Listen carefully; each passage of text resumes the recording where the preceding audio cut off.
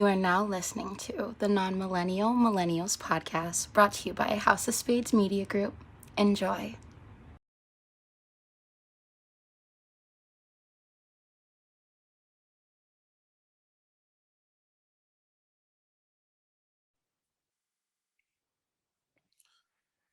We back once again. You Another bitches.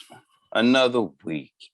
Another Another dose one. of inflammatory audio dopeness that if you listen to it around your manager, executive producer, anybody that actually has any power over you You and gonna get doesn't think fired. you getting fired immediately. Like it's not a guess. Don't matter of fact, don't even speed through to the middle of this bitch because there's gonna be something that you probably could get fired for harassment for. But Just tell them it if was us. Just blame us. It'd be all yeah, right. but if you work in a warehouse and you got your headphones in, hey, we for you. You feel me? Yeah. Y'all the Was niggas that know what's good. up for real. If Y'all not, know. hey, maybe you work in a cool enough office to blast this shit. And if you do, shout out to the rest of y'all. Y'all should subscribe.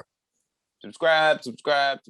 Like, we love y'all. Shout out to all the peoples around the planet. You know what I'm saying? Our peoples in the UK, our peoples on each coast, every coast. Shout out to those racist people that's listening to us, that's trying to think that they can get some, you know what I'm saying, some teeth of game of ours and stuff like that. We Hey, not hate giving that to listens you. are a real thing.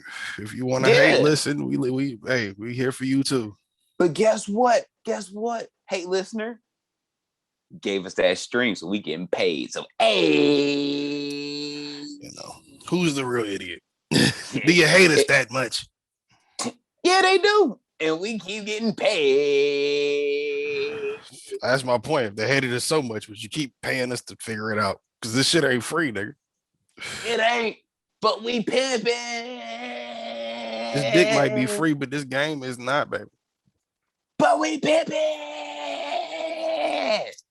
It's A1 on the mic, motherfucking Jose Ortega, hailed in from the home of bitch and tequila, 50-cent margaritas, and cartel dealings. If you ain't know, you already, like, you need to know, it's the tequila poppy, you dig. Only drinking that brown. We can't drink that white no more. We can't do that.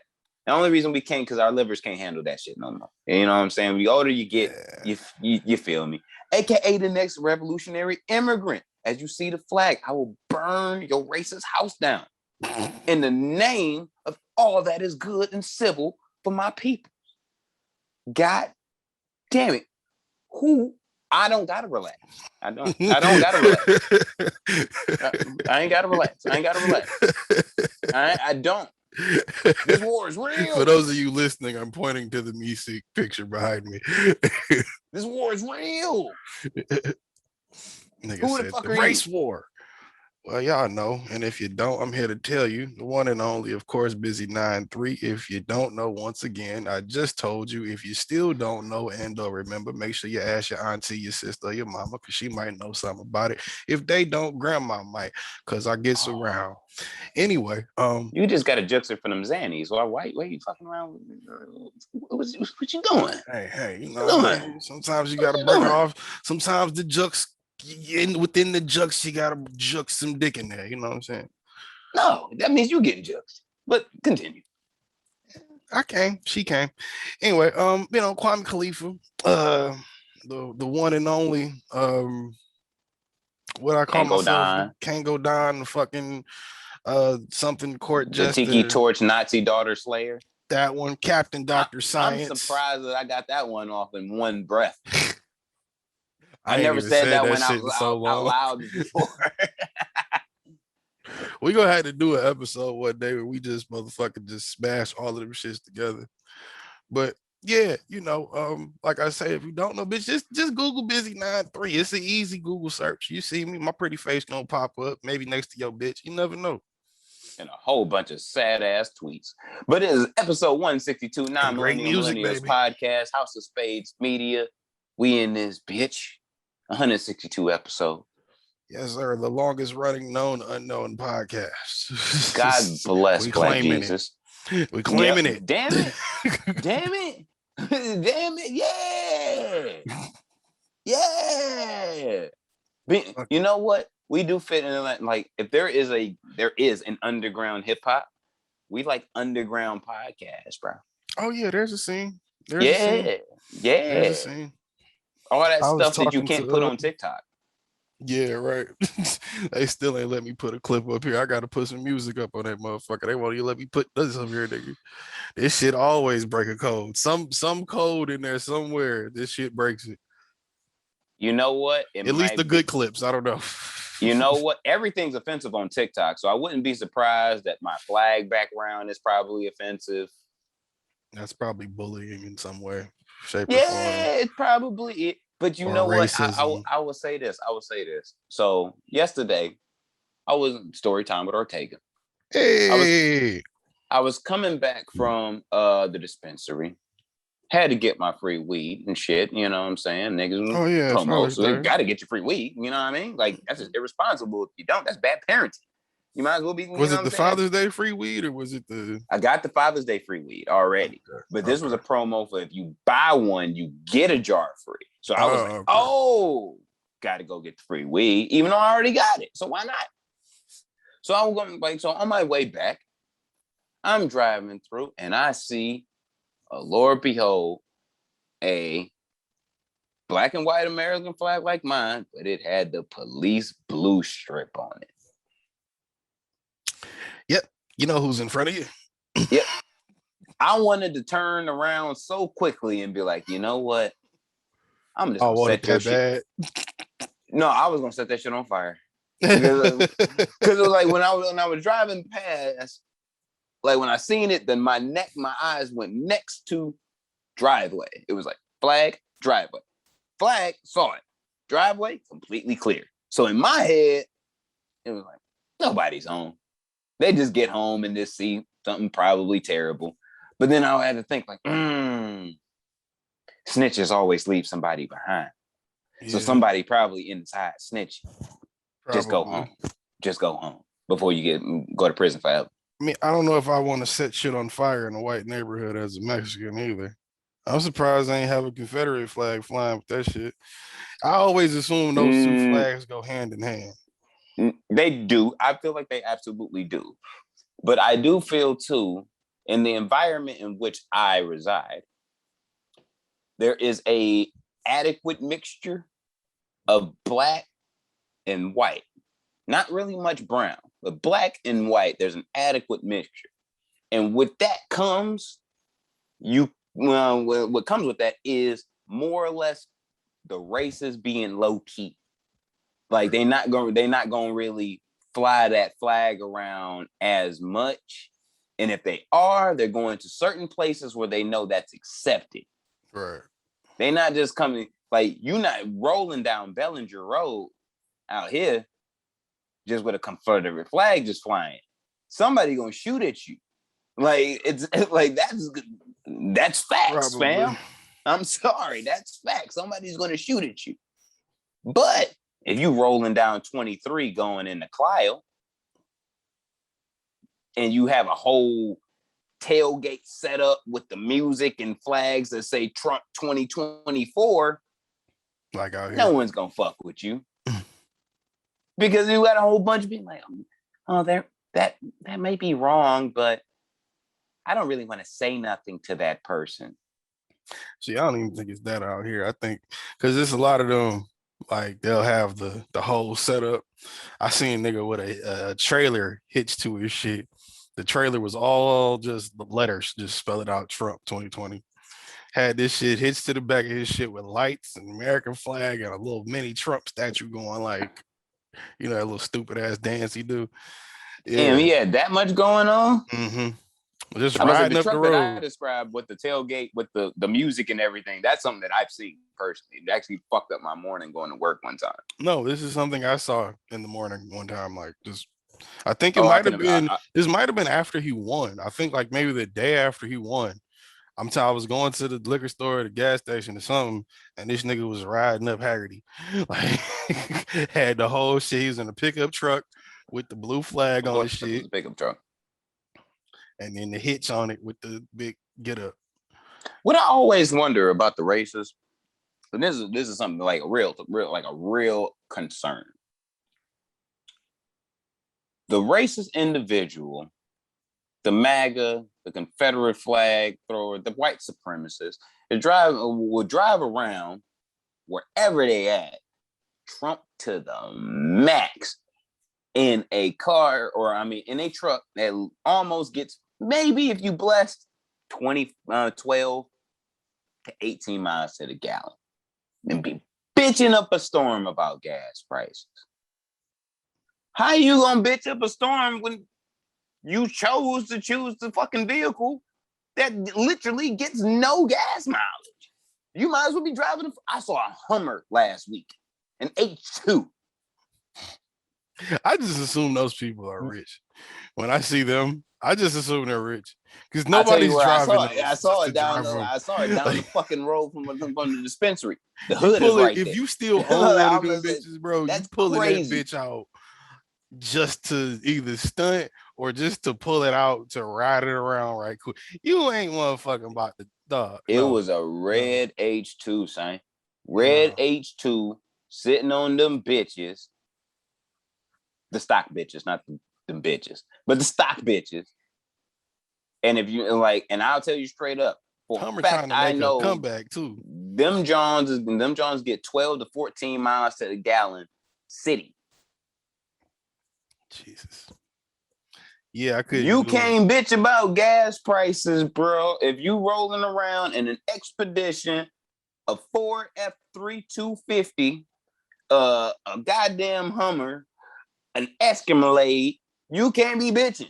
I'm sorry. And especially if you MAGA, you can't be bitching. I'm sorry. You can't bitch. You can't. I feel like you can if you got the bread for it. I feel like you can complain about whatever you want if you can pay I'm for about to say, it. if you got the bread for it, you damn sure shouldn't be bitching. No, I feel like you can. I feel like that's part of the perk of having money is you can complain about shit you can pay for just because you find it ridiculous, but you can pay for it. That's asshole-ish as hell. I might buy a Lamborghini Kotak knowing that it gets 10 miles to the gallon or some shit. I know it gets very low, but it's that's gonna get annoying one day. So one day, but I'm saying is, but you know me. I'm buying two of them bitches, which means that both of them gonna be on F at one point in time. So when one get on E, fuck it, I'm gonna drive the next one that's on F until it gets on E, and then I got to make the decision to fill both up. But I know for a fact it get 10 miles to the gallon. I'm not gonna be bitching about the fact that I got a $2.5 million car if I got to put gas in it and I know that the bitch don't get good gas mileage. That makes you look like a dickhead. You look like a dumbass. Like you look like. No, you look like a rich asshole. Like you said, you look like a nigga that would buy a car he knew fucking had shitty gas mileage for an overpriced amount of money. And then you complain about it sometimes because it's irritating that you have to fill it up every 10 minutes. Huh? 2.5 is overpriced? Yeah, for a Countach. I think so. Probably not. If a now. Bugatti is $1 million. But an 85 Kotak, it has the value went up because they don't make them no more exclusive. I get that. No, I get that, but I'm saying, how many times do you even out of the people that own those? How many times do you actually see one out? Nigga, we live in Michigan, right? Not like niggas don't own them in Michigan. You've seen them in Michigan before, but how many times do you really see Kotak, nigga? I've seen a Countach in Michigan. Really? Yes. Well, maybe that's because I'll be out in this area, but I've definitely seen Aventadors. I've seen I think a couple weeks ago I drove past a Lambo truck.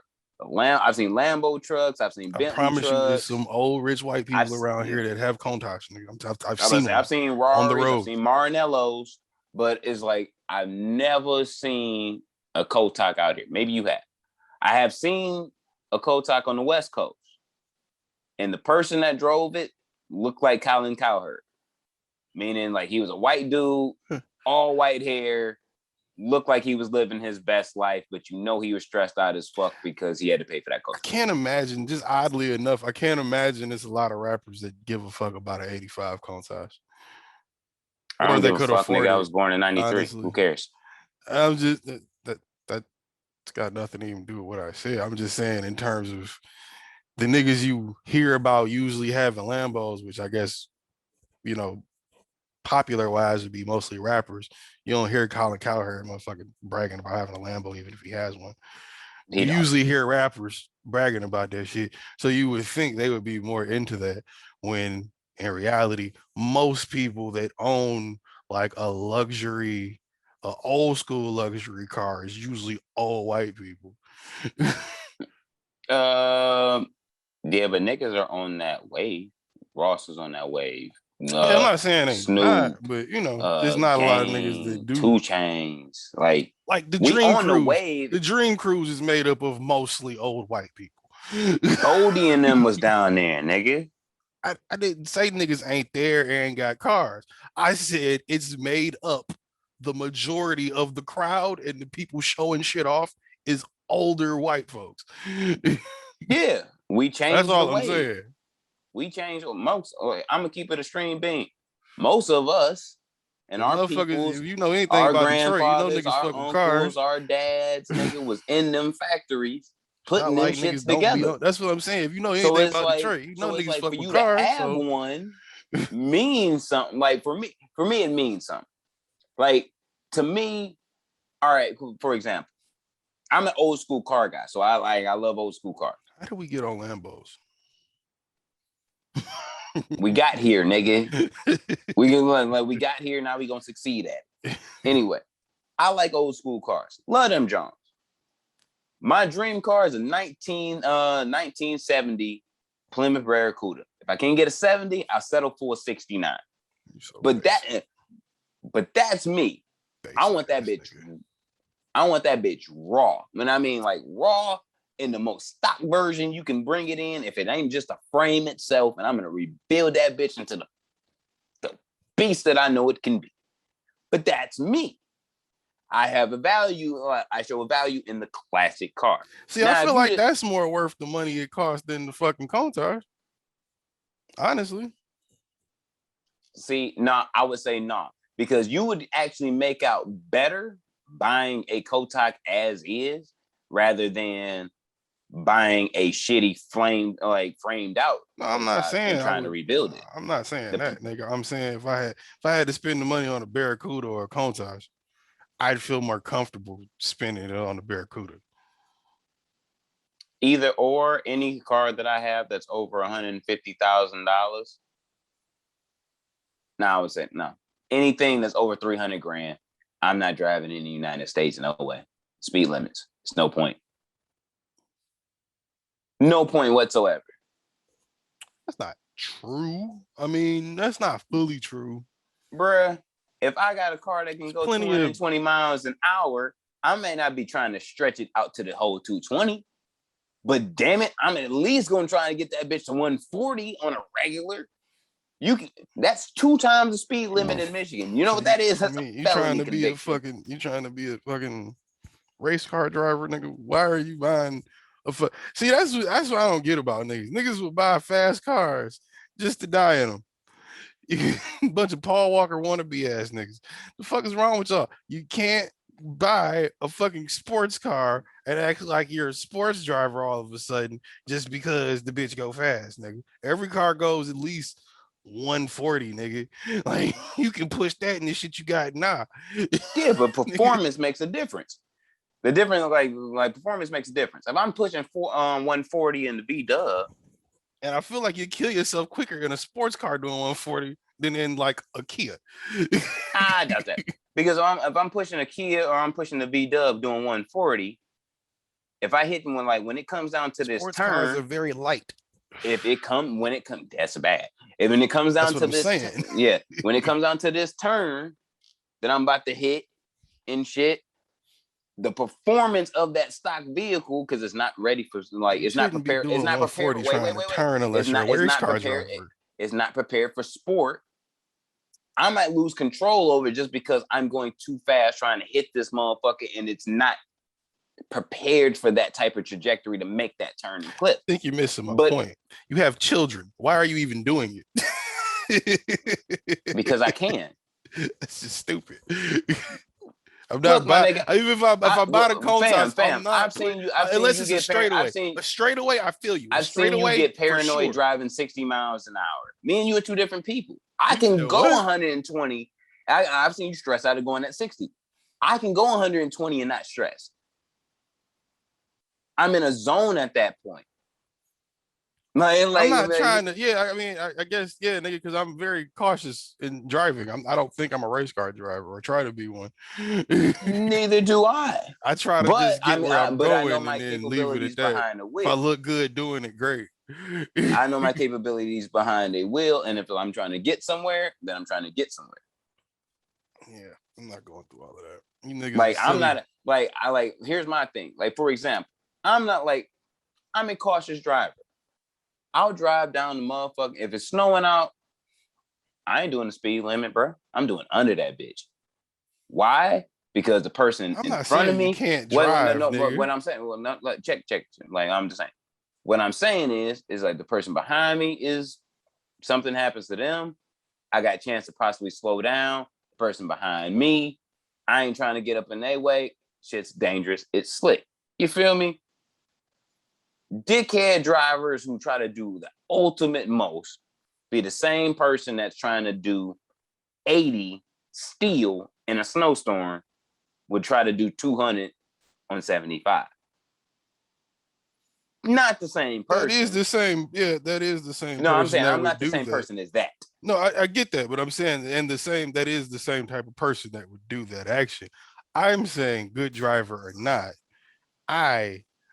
if I can afford a sports car and I want to buy that sports car, probably never going over 120, just because for what? If I'm going, like I said, if it's a straightaway thing and I'm like, we're gonna push this bitch today. Fuck it. Yeah, give me a straightaway. I'll throw that bitch to the max too. I ain't That's a trying to hit confidence no thing too. turn doing 150. I'm not no fucking race car driver, nigga. That's a confidence thing too, though. Like, I can hit a turn in a stock car and my wife's Kia or my V-Dub going at 80 miles an hour. I can hit When it. have you ever been trying? Why would you even be trying to do that? Where were you ever getting away from something where you needed to do that? My wife has given birth before, so yeah. Okay. Like, I was on the way to the hospital. I pushed that bitch to like 100 miles an hour. No that's joke. a good test for sure, because that's a time sensitive thing. No joke. Like, you want to see some Tokyo Drift shit? I was on that. As soon as it was, yeah, I'm in labor. Let's go. All right. That's when we had the green machine, nigga. I was pushing that bitch. Like, so I just never seen the appeal. I'm just of that saying with I niggas, can like, do it. It's the thing is like, would I attempt to do that shit on a regular? No, it was an emergency situation. That's why I say, like, if I'm gonna buy a sports car, I'm only gonna do it in a sense where I can enjoy it. Which is if I'm in the UK countryside, which I plan to buy a house on, which no one will know about and probably will retire on.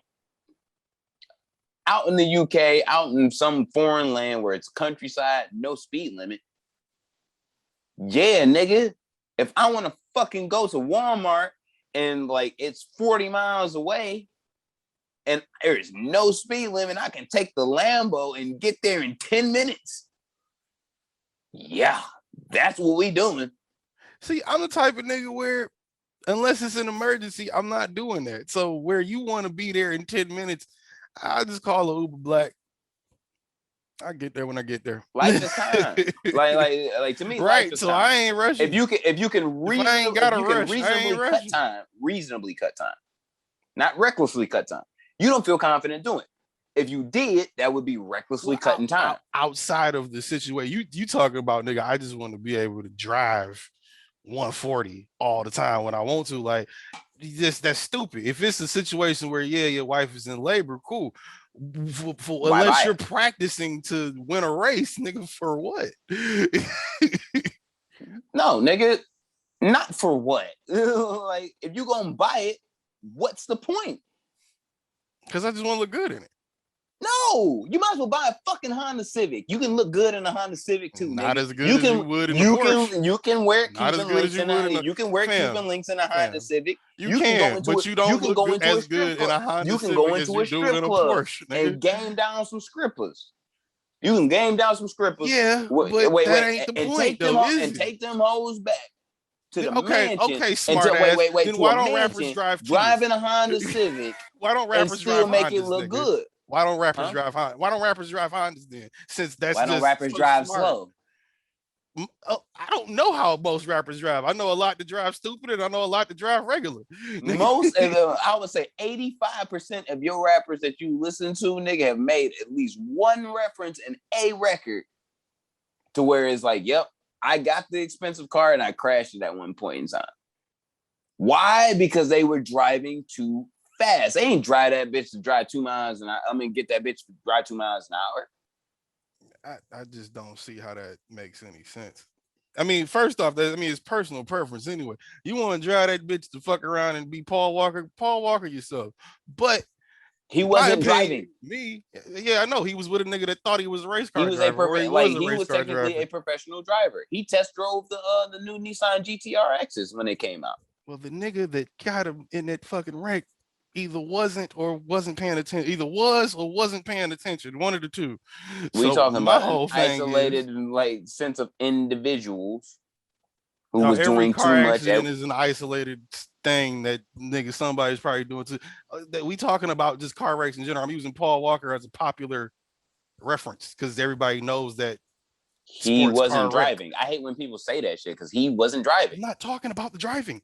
I'm talking about buying the car to do that. It's dumb. You can be a good driver or a bad driver. It doesn't matter. It's not. No, it's not because that sounds pussy to me.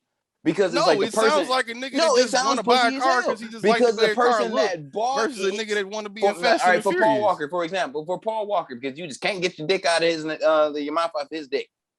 This person like Paul Walker was not driving.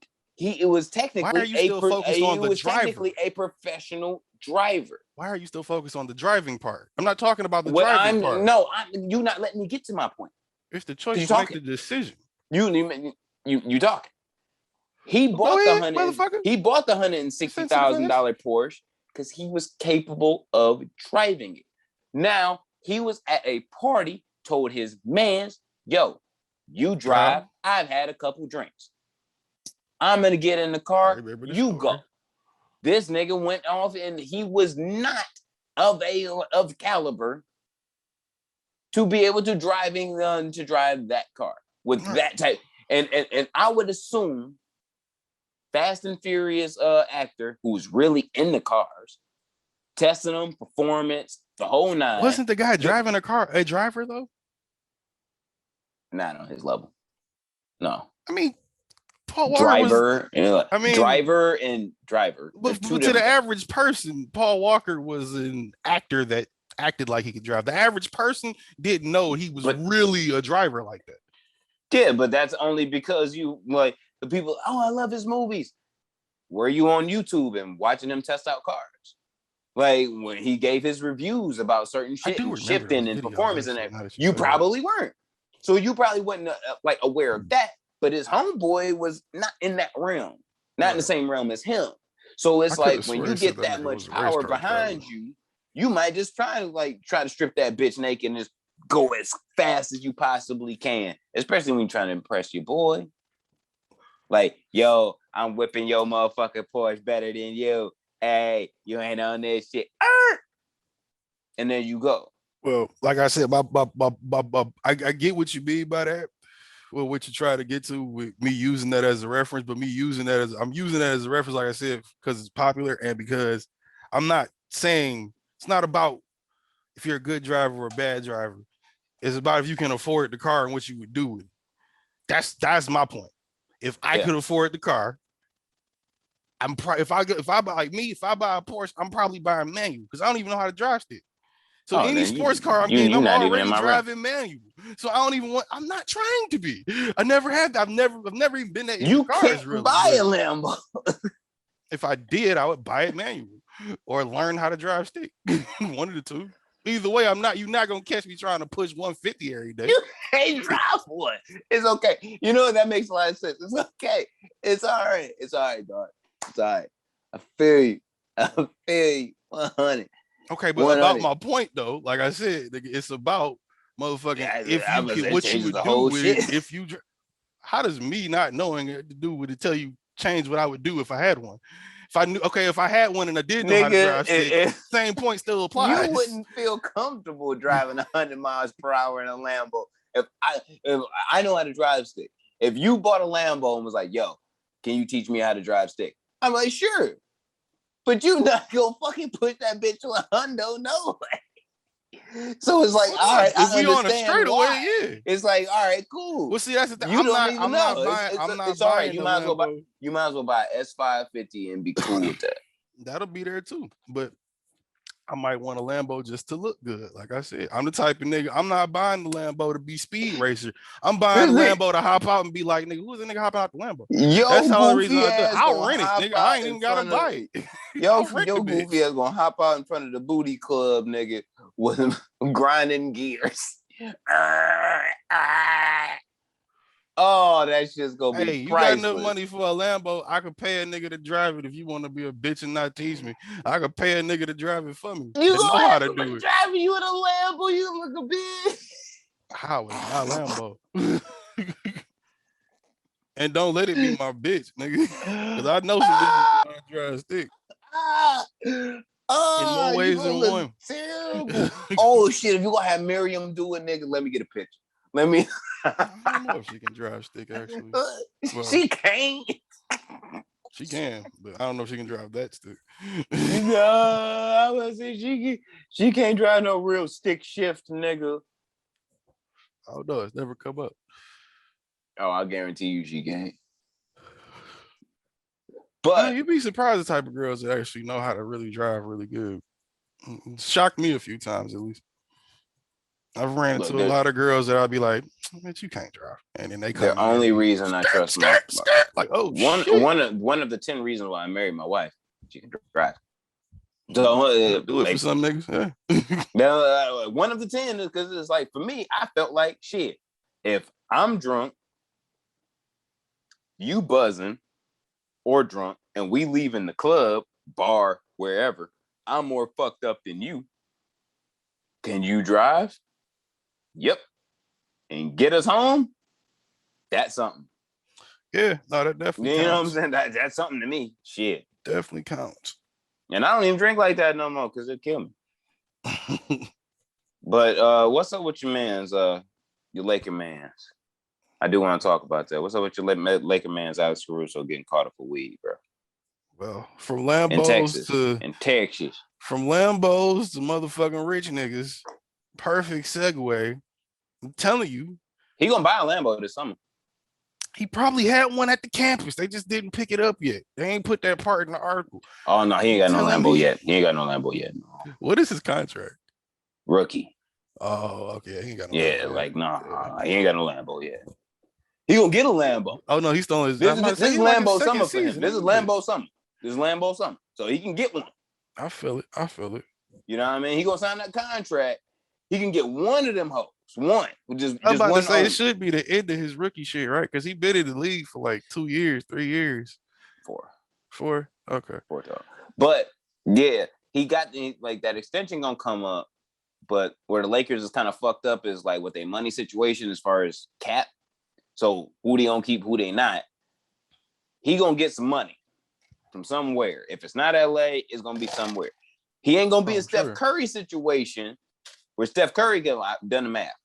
He can buy a Ferrari every game after every game and still have like 150, 175 grand left over. Like he ain't gonna be than that and do that. Yeah, I'm about to say he ain't gonna be there. He not gonna be there. But he can definitely buy a Lambo off that contract. A Lambo. Whatever he decide is up to him. So what was the story? He can get there. So your man's Alex Caruso got caught up at Texas Tech, or at least he was apprehended. I like saying that for white people. Apprehended by Texas Tech Police Department for possession of marijuana and paraphernalia Felony. may be in the state of Texas. I know they that's why I said it. I'm about to say that they legalized hemp. Last I checked, any amount that of marijuana in Texas was a felony, nigga. Any amount. Probably is. Probably is. I didn't check that long ago.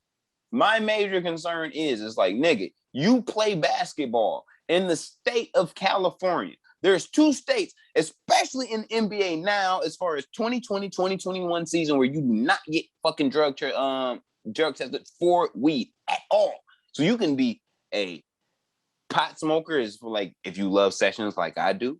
You can be someone like you who loves the wax session and happens to smoke weed also.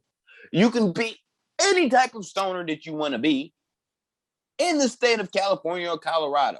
So you playing for the fucking Denver Nuggets, the Clippers, Sacramento Kings, Golden State Warriors. You Gucci.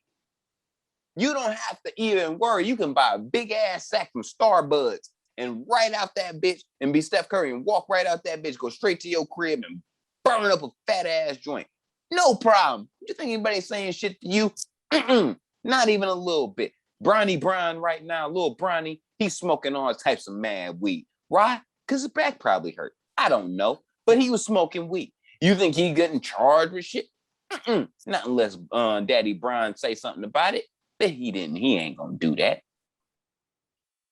Alex Caruso got caught up in Tejas, of all places, a MAGA state, which all MAGA states, let's be real, don't like weed. Because y'all under the assumption of the reefer madness syndrome, as I call it. Isn't it funny how all the MAGA states got the highest COVID rates now? Isn't that kind of weird? Stupidity and infections go hand in hand. Stupidity and infection go hand in hand. I believe that. I don't work for the CDC. I don't work for the CDC. I work for TN2M. You know what I'm saying? That's who I work for. And yet, y'all niggas got the problems. But what I give, where I discredit Alex Caruso for being a dumb fuck, is because out of all places on the planet we call Earth, and you on a rookie contract, no Chewbacca,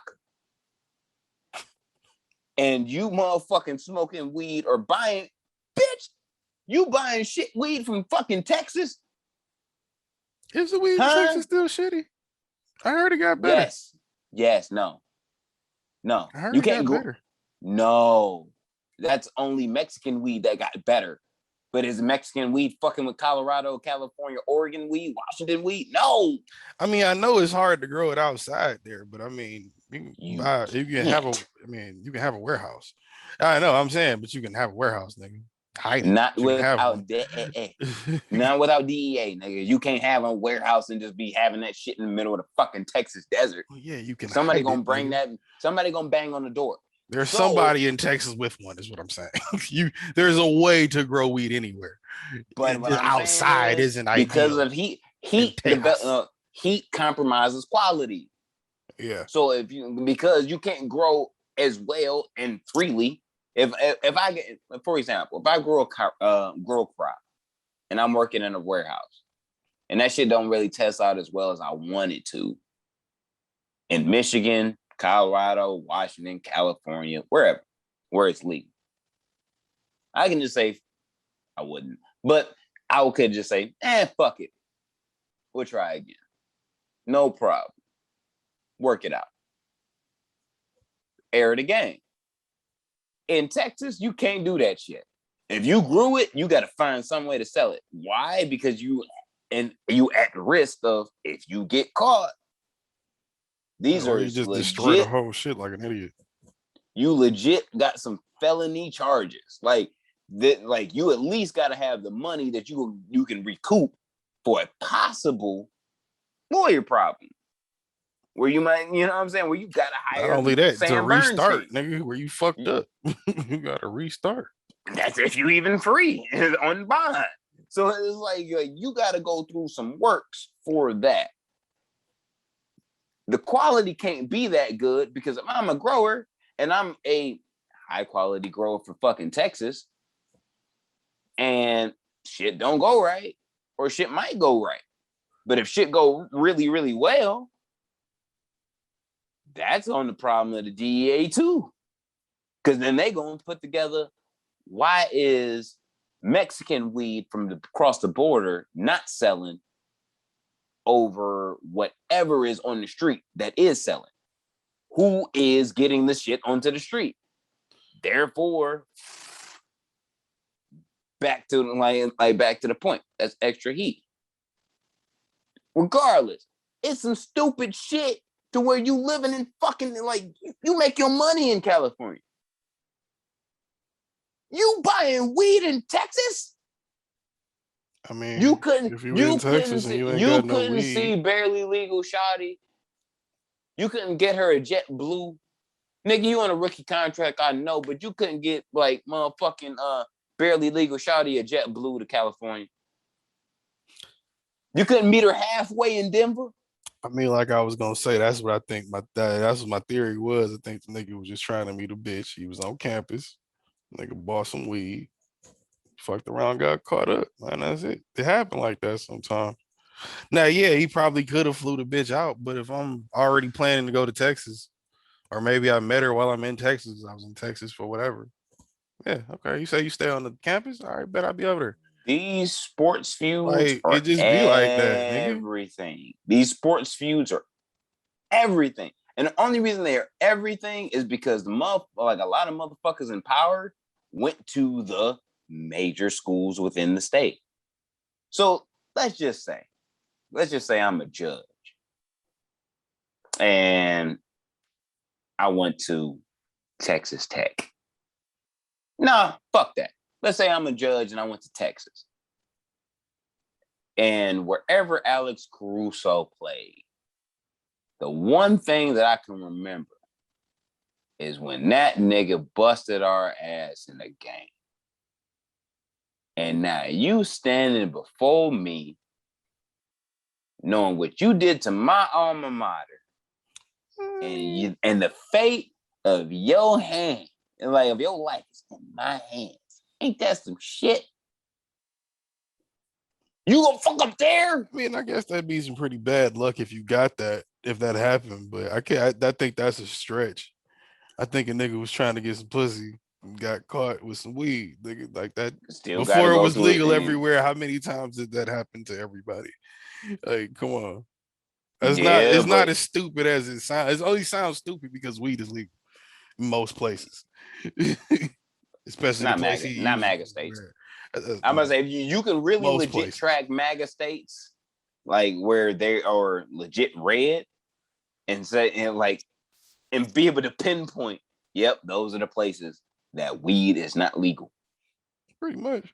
And where COVID is high. Like I said at the beginning, it's the MAGA reefer madness syndrome. Like you think that because you saw that either the original reefer madness or believed whatever they were saying at the time, that weed, reefer, grass is terrible. How many people you think really making decisions in those places really took that film to heart to where it was that impactful on them? Because I feel like that exist. If it wasn't, but it's probably like their logic personally, it was the people around them that influenced that same idealism. I would say that. Because I mean, it's a lot of motherfuckers that think weed is just as bad as any other drug. Yeah, but here's the thing though. Even if they recognize the medicinal shit, if I were a parent, niggas like us, they would just call us drug addicts. But if I were a parent that were training their child to be afraid, be negative towards weed, THC, CBD, every type of marijuana type user.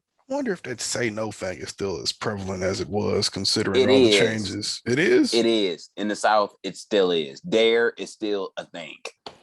I mean, dare is still a thing everywhere, but I mean, is that still part of it? Yes, it is, nigga. That's like weird. I guess it's still a Schedule 1 drug, so yeah. I'm gonna say I've been to the South before in the last 10 years. Like, I would Still say last federally illegal. 6'5". Yeah, like they don't like there is one. It's still in that category with heroin, bro. Yeah, no, Like, that's what it's still that everywhere. It's still federally just as bad, but luckily states can make their own yeah, but shit. But yeah, that's the part that really need to look at change is that you can look at Mississippi, which we reported on last like a couple weeks ago. Biden, They voted for weed to be legalized. The state said, nah. yeah, I saw that. Nah. It's like I don't think we want to do that. And it's like, yo, we can vote for it and it can be approved. It can be a legit landslide victory for that voting on that bill for medicinal marijuana, not recreational, son. I mean, they can do the same shit with the presidency, nigga. It's just you vote for your state to vote for some shit. But what I'm saying is that if it was any other thing, you know what I'm saying? Maybe it wouldn't have been that. But when we talk about Christian states, oh my God, now I'm going there. I'm going deep. Anyway, when we talk about Christian states, which happen to be most MAGA states, the red states, those kind of coincide with the same fucking shit. It's like, you don't want drugs, you don't want weed, you don't want abortion, you don't want anything, and it's all because of this Christian ideal. But my problem with that is that there's supposedly to be an American separation between church and state. But church influences a lot of state regulations, what influences federal regulations. Therefore, it's not that. Yeah. It's the people. The people are influenced by church, and then the people end up getting in the power in the state, and then that's how it influences. It doesn't have to be a direct influence. No, but you're saying exactly what I'm saying. You're just pointing out that it's people. I'm just saying that it influenced. Like, I'm just pointing out the way at which it goes. Right. There's people with that. Exactly what your point is saying. There's people in charge of who says what and what goes on. But the idealism starts somewhere. Just like people say, like, there's no a child isn't racist unless they're taught it. And I would completely believe that, because the idealism of racism is taught. You can be a white kid and not be a racist and call somebody a nigga. You know what I'm saying? Call a black kid a nigga, and it's not something like, it may be something that you've heard, maybe something that you think is cool, heard in music, whatever. You might not be a racist because the idealism of racism isn't within you. You said some, at the time, racist shit that you may not have deemed to be in that level of fucked up, but you might not be that. But if when we're talking about someone that's maybe a white supremacist, and I'm teaching my son, my daughter, my child, my brethren, whoever, your ideals. Yeah, black people, Jews, Latinos are terrible and all this type of stuff. I'm teaching an ideal. So it's like, if the ideal is, if they actually have power, that tampers with us having any type of success. You believe in that ideal, then that makes you the racist. Yeah, I think that's where a lot of people got it fucked up. Because a lot of those people would be like, well, I'm not a racist. You know, I mean, you're looking at it too literally. It's not about being necessarily a racist. Like, that's why I heard Joe Rogan say some stupid shit. It's completely off Alex Caruso, but I heard Joe Rogan say some stupid shit about something about I think it was something about somebody was being canceled, or they were trying to cancel him for something he said or something. And it was his man's. The fat dude. Tim Dillon. Yeah, but that fat crazy motherfucker. It was the fat bald dude, but he should have been canceled when I started hearing like. Oh no, you talking about Alex Jones? Alex Jones, that's him. Yeah, that's not the instance I'm talking about. That's not the. It might have been that nigga earlier this week. I think that might have been it, because it was either. And I was surprised because they should have been canceled this nigga when I heard. I mean, that's why he's not on any. That's why he's not on any platform. He's already been canceled.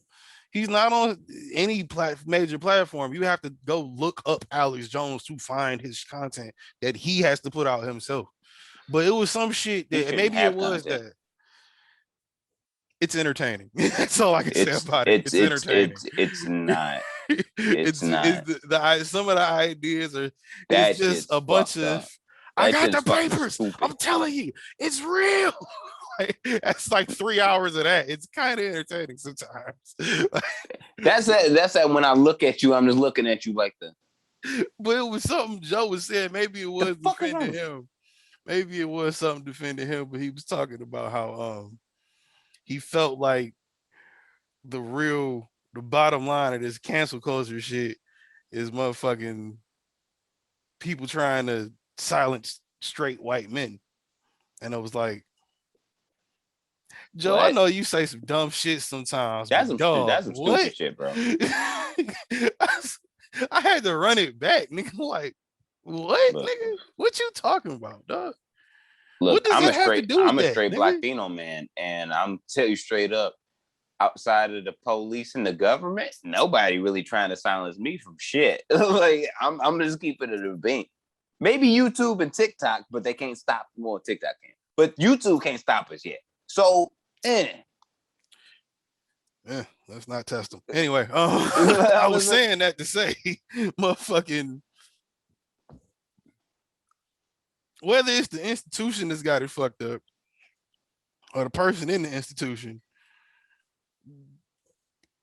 if Alex Caruso had the unluckiest luck in the world and ended up in front of that judge, no, it could be more because he could end up in front of that judge you said he could end up in front of. He could. And then, you know, fuck it, the rest of the shit don't mean nothing at that point. Like you like you said, you ain't got no other choice but to play for San Antonio or Houston, or the Dallas Mavericks. That's your only choice.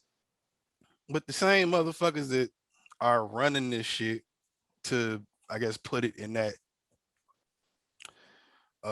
category of what is it, like that category of that the club, I guess niggas would be in, to where you can be silenced or not.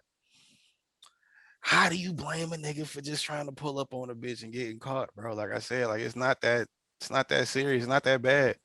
Yeah, he could have got the bitch ride on JetBlue, but maybe he felt like he was a straight white man trying to be silenced. And he said, you know what, I'm gonna do in Texas what the fuck I want to do. And damn it, we gonna do it like that. And then he got pulled over. Yeah, so now you only have 3 choices: San Antonio, Houston, or Dallas. Make your choice. Nah. Yeah, I ain't getting caught up in the state moving there, nigga. That is it. That is it. If he go back to LA and them bus motherfuckers tell him, hey, you gotta dip. No. And if I do gotta dip, I'm taking my ass to the Clippers. Y'all niggas need to figure out what the fuck y'all gonna do about your AD situation. But AD y'all gotta figure out the fuck he gonna do about this situation. Then we'll worry about it.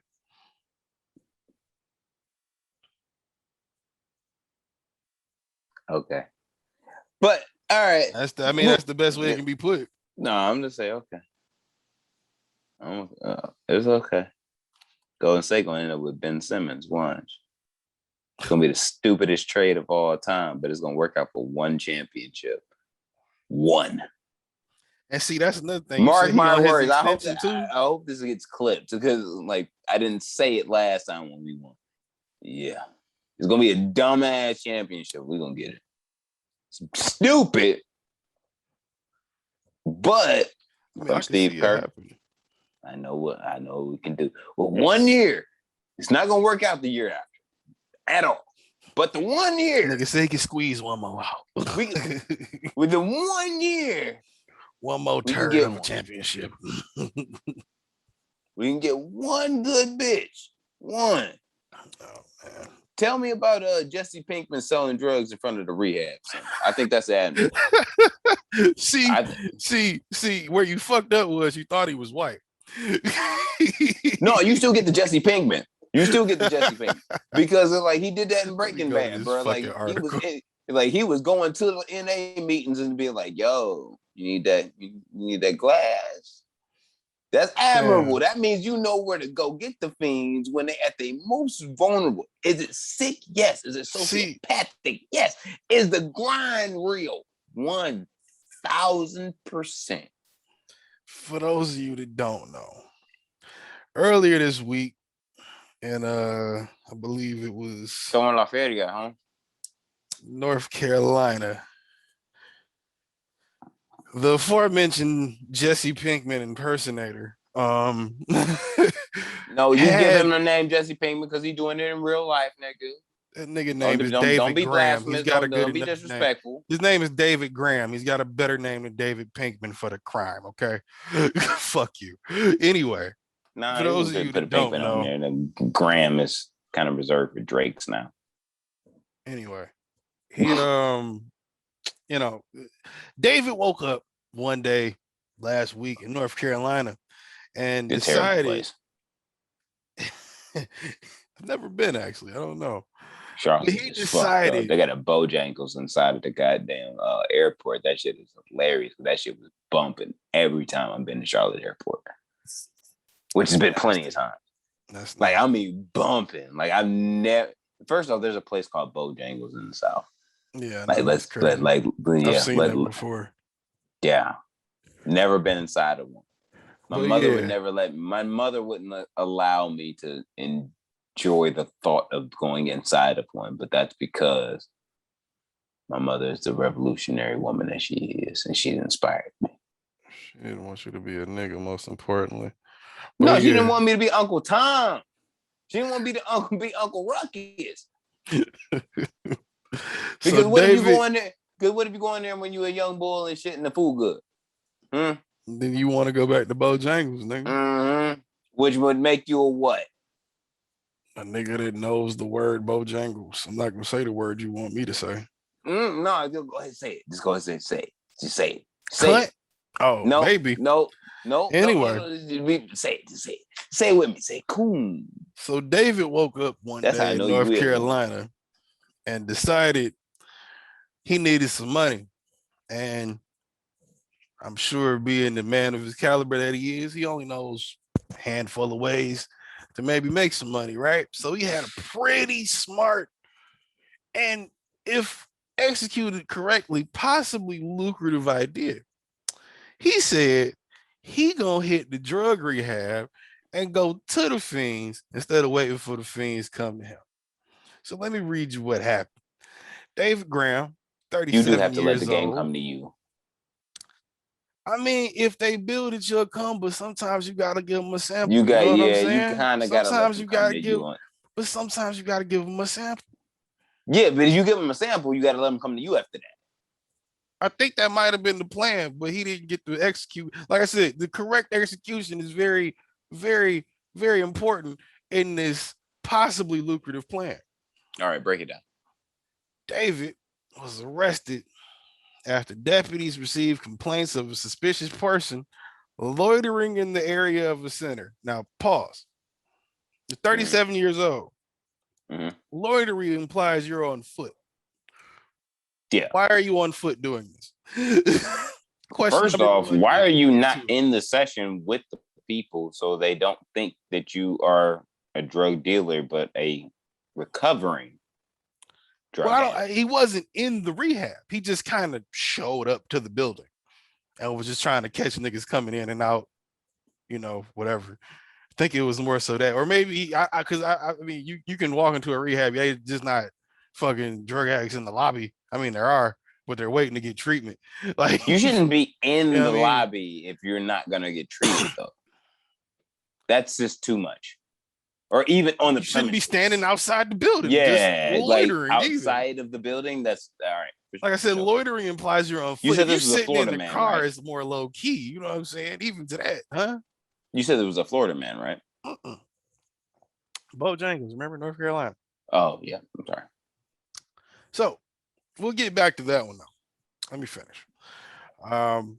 According to authorities, while deputies searched him, a quantity of cocaine, marijuana, and drug paraphernalia.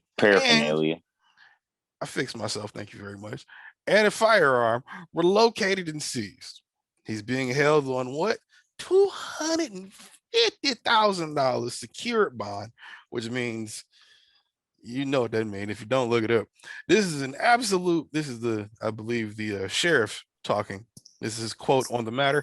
This is an absolutely despicable act to take advantage of the addicted at a location in which they sought help in fighting the devil. This man is the devil himself, as if he were to show up at the doorsteps of a rehabilitation center with no regard for human beings, only being concerned with profits. And you read that quite well, Mr. White, man. Now, the sheriff is half correct because I look at this from two different sides. That's why I kind of found it interesting. I look at it from two different sides. I look at it from two different sides. It's morally wrong, yes. I do agree. But if you are only concerned with profit, you know, I mean, you know, if you are only concerned with, which I mean, is nothing inherently wrong with only being concerned with profit, depending on what it is.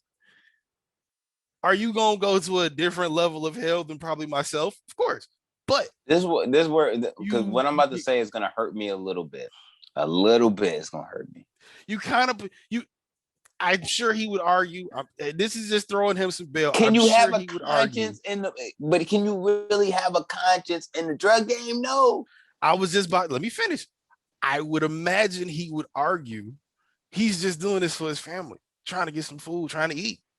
So, you know, that's what I say. If this is only for profit, and you can't worry about everybody and yourself when yourself is fucked up, nigga. You gotta take care of you.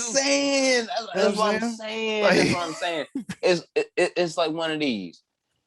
It really is the quintessential. If I'm going to deal crack in my community, it's a very evil act, but understandable. I'm trying to keep me and my people eating though. So it's understandable to a degree. I mean, that's what I'm saying. That's why I'm just like, it's kind of messed up because if I was still in that same place in my life, I would have done the same, just more low key.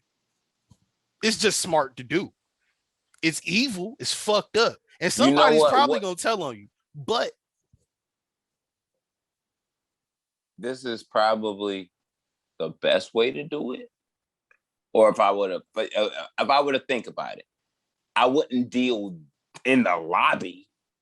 I don't know. I think he was standing outside the building. That's worse than the lobby. Here's the thing, though. What's the most frequented restaurant is more likely is the place that's the first place in either direction of the rehab center or the jail or county prison. Like it's probably like it's in the vicinity. Yeah. Whichever is the first exact spot to, because you eating shitty food while you in there. So when you get out, if you release, you roll past that, fuck Denny's, but Denny's, and you gonna be like, I want some Denny's. You roll past that Coney, and you be like, yo, pull over. I want to get at that Coney because that's gonna be the first real food that you're gonna have since being out back into the real world. So, in my opinion, if you were a smart person, it would be like, don't trap there. Trap to the first place that they go. Because right after you eat, you're gonna be hungry. You get your smash more low key about it. And then right after, like, even if you an alcoholic, that get out of jail, and like you just got out of there, but you still craving that bottle, son. The first thing on your mind, because you've been eating that prison shit, is like, yo, that Captain J's. Yeah. No, I'm saying, like, first thing he's like, yo, that's the Captain J's you passed? Pull in there. Like, and you pull into that Captain J's, get you yourself some big ass motherfucking full jar of wings, halfway smashing, and the next thing you're gonna see is a liquor store. And then you gonna want your bottle. You know what I'm saying? But even before But most Captain J's, we from the hood. We know how it be. You walk outside. If you look to the left or you look to the right of any fucking Captain J's or in front of you, you gonna see a spot where you can get some lick. There's one in the suburbs. You can get some lick, and if you look to the left, look to the right, you gonna see a spot. Even if you look to the corner of your eye and all you see is the motherfucking Kroger symbol, you know Kroger got what? That drink, bro. So it like, to me, it's ignorant as hell to do it inside the bitch. Like, or near it. Go outside of it. First place where they'd go. Well, that's why I said I want to get back to that first point. I mean, that kind of did, but the other part of that first point is, like I said, you're loitering. It implies you're on foot. The smarter thing to be, if you are on the foot, is in the lobby, maybe, but outside the building is pretty fucking stupid. Like you said, if you want to do that, do a couple more steps in your plan, you end up at the first spot they go. My thing is this: old was this dude? You're 37 years old, sir. Oh, okay. Why don't you have transportation other than your feet? And you selling drugs? Nah, I'm more concerned about the fact that you're 37 years old and you still think that we can still trap in lobbies like this is 2002. Like a lobby outside, same stupid shit. It's stupid either way it goes. We can't do that shit no more. The fact that let's just give him some bail. Okay, we can't do that shit no more. Let's say you walked up there with a handful of packs. This is a handful of packs. Weed and That's cocaine. A lot of packs. Weed and cocaine, handful of packs. You can go up there, get it off, come right back home. Should not take long. This is a drug rehab. Somebody gonna want something, right? But then, and this is the only way I can imagine it goes. He went there. Niggas probably wasn't as eager as he thought they would be. Somebody told somebody something, probably a fiend or someone trying to be a former fiend. Probably told somebody something. Yeah. Told somebody something. And then, cops were called, niggas show up, and then he playing stupid. And if you look at his mugshot, he looks like one of them goofy ass that had a fucking, he had a smart thought that day, but he executed it as dumb as he looked. You can't trap at a play. Like, the thing is about Jesse Pinkman when it came down to Breaking Bad was that when he finally offered Chick the dope, he had her isolated. Meaning it would just, he was already going to the meetings. He was scoping the shit out. He was scoping her for a first customer. And somebody that in a situation that if she saw the drug, she wouldn't panic. She would, or if she did panic, she's just gonna run out the crib, go into her car, or kick him out, and that'd be it. You ain't run to the police, nothing. She was isolated. So if she cool with it, cool. If not, no. Dope. Just like walking up to a girl and asking her for a number. Yes or no. But you can't do that shit in front of the fucking rehab center. Why? Snitches. Because somebody in that bitch for real, I don't give a fuck if there's 1,000 people in a rehab center. One person at the very least is trying for show to get clean. And that's gonna be the nigga that walks up to the nigga in the lobby and say, "Hey, you might want to check that nigga outside. I think he's selling dope." Yeah. And the most ignorant thing of it to all, I think, if we're talking about like I worked in an elder folks home. I worked in an elder folks home. He was trying to get your hustle. You know what I'm saying? 37. The caretakers had to be like properly trained to caretake for the old people. Right. You know what I'm saying? Like they actually had to know what to do for certain people that were bigger, fat, certain people that were more fragile than others. They had to be trained on doing such things.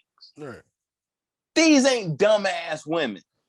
Like these, Even if they ain't got no degree and they just doing the job, these chicks ain't dumb. Like, come on, fam. Mm-hmm.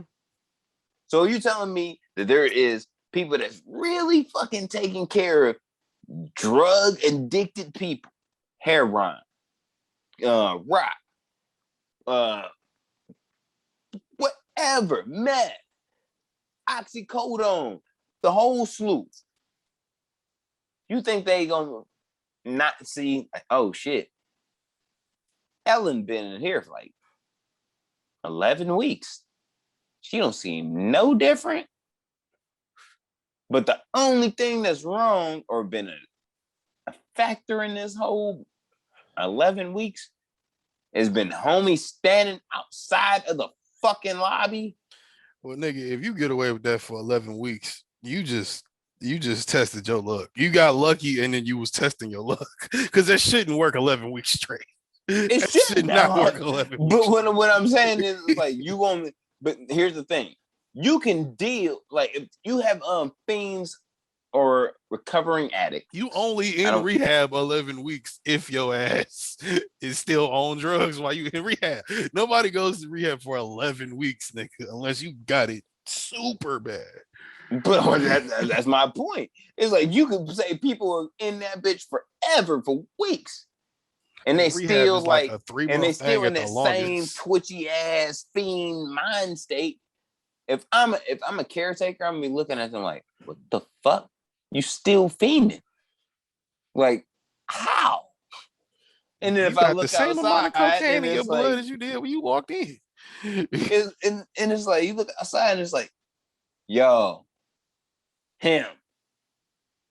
You the obvious ass nigga. You are the only variable in between when fiends or recovering addicts kept having longer streams of time with the drugs in their system and to when you showed up. Like I said, I don't think it's a good long-term. I don't think it's a good long-term plan. And I just thought about it. If you are in rehab, you can't go. They're not gonna let you leave to go to the Coney up street, nigga. That's not how that works. You can't just leave the site. They'll let you leave the building to smoke a cigarette or something, but that's so you can stay on the premises. So yeah, you can stay on the grounds. You discharge, fam. If you fucking, but that's not getting your sales. No, if you do trying to get these packs off, you can catch a nigga smoking a cigarette. A rehab center has the same type of rotation, just like anything else. As many people come in and go through their 12-week process or whatever. There are 90-day, 90-day, whatever, 12-week process. You go through that process for many people to go in and many people come out. So if I was a person that went in on the first and you came in on the second, and 90 days later, I come out a day before you, but we passed the same fucking Coney Island going in the same direction. Come eating from that shitty ass food that we've been eating for 12 weeks, trying to detox ourselves. Well, see, that's the spot. I feel like as a drug dealer, that's still pressing your luck on getting that off the way you want to, because then you talking about you waiting for all the rehab fiends to come back. And then you gotta put a little more salesmanship into it. If you catching a nigga who been in there for 7 days and he still want that pack, you gotta hit the grounds. you want that pack, nigga. But when you in rehab, it's hard to get. And depending on what you pushing, some drugs are, as you know, are more addictive than others. Why did he have the gun? Is the real question. Because maybe he is at a rehab place. They ain't got no weapons on him. He's a fucking idiot. He probably thought that at least the security probably had guns. Probably you gonna shoot the security guard if you get caught? That's dumb. The whole plan is dumb, but I mean, it's still stupid as fuck, nigga. Like, look, fam. Like I said, like you could. To me, I'm going to out of the situation. I'm trapping out the first place the fiends go once they leave, because once they go, like if you're a gonna steady have such a rotation. stupid plan, I guess that's the better, less stupid plan. Yeah, but it's still stupid. Like even if, for example, if I know I'm a trapper, I trap real packs.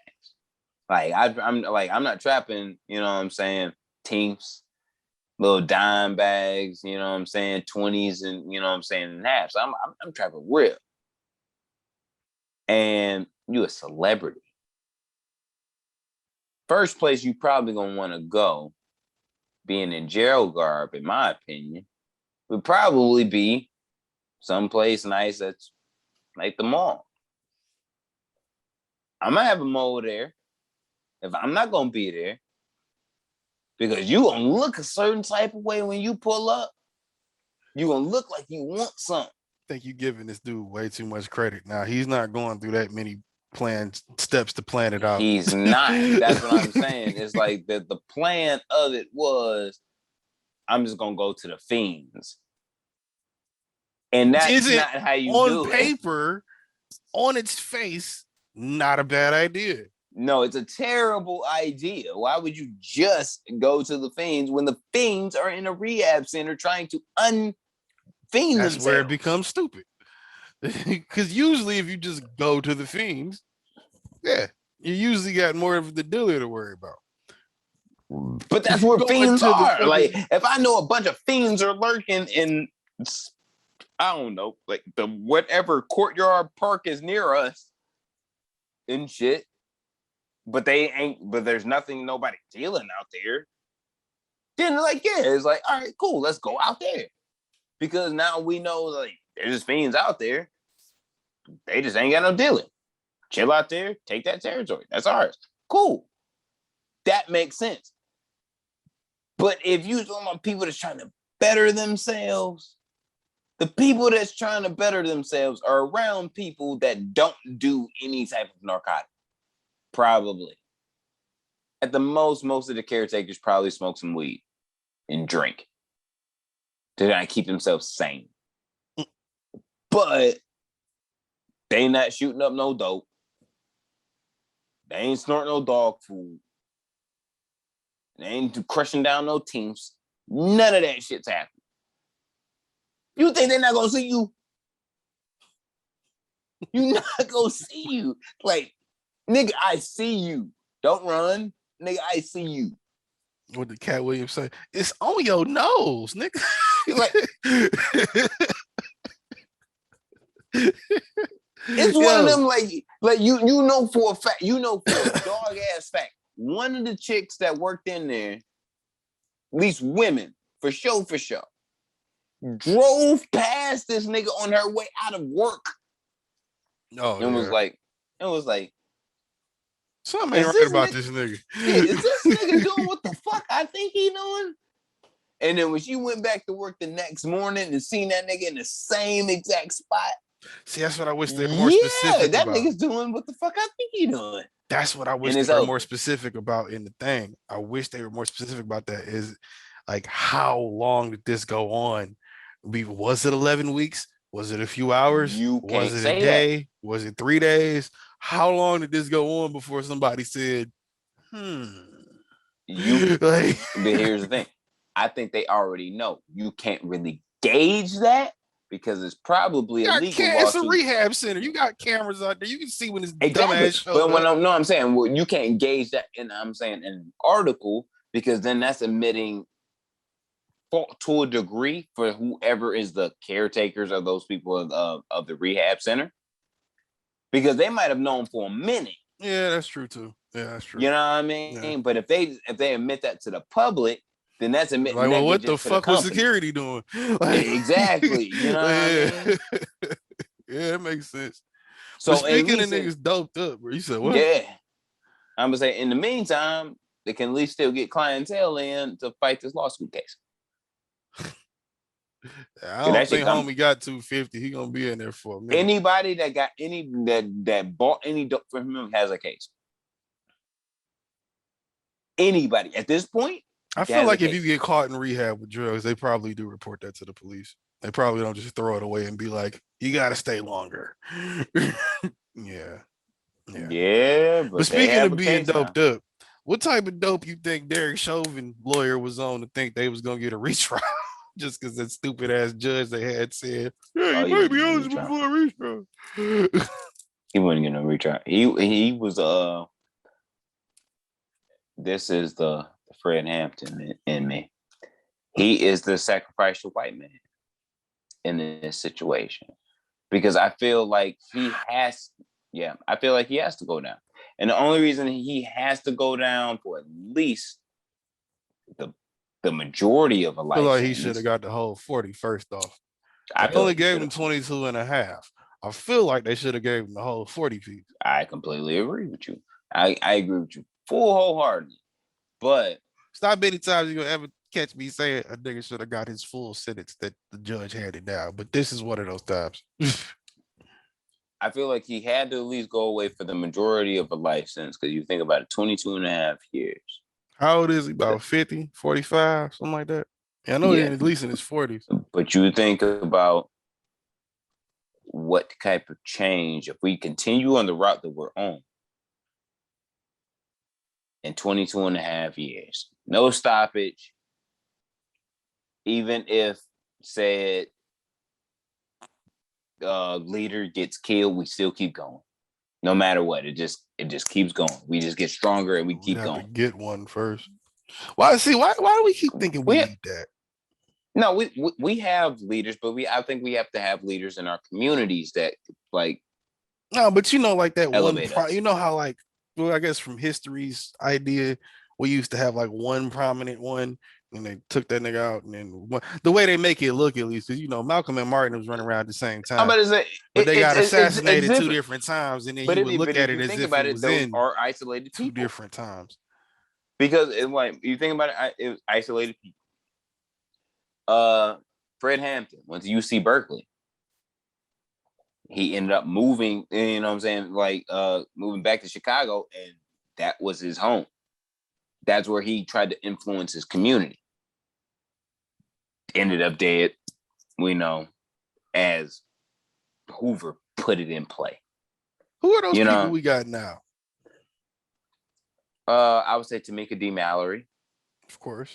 She's that. I love her because she's loud. And I mean, like, unapologetically loud. I mean, loud in a play to where she's educated enough to get into the rooms with the people that need to be insulted to their face. So I said unapologetically loud, because she, like you said, she can get in the room with you and you let her talk. She gonna tell you the truth, and you might not like it.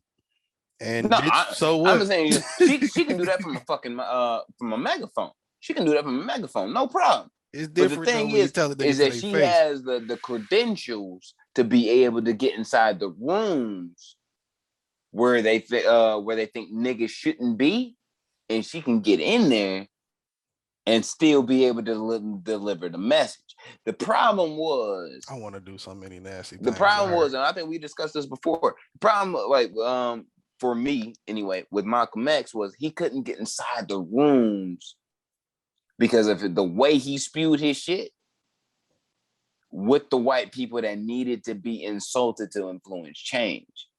Because I don't think everybody is completely racist that's at the top. But I believe they've been influenced by ideals that they've just been taught that they just don't realize that are fucked up.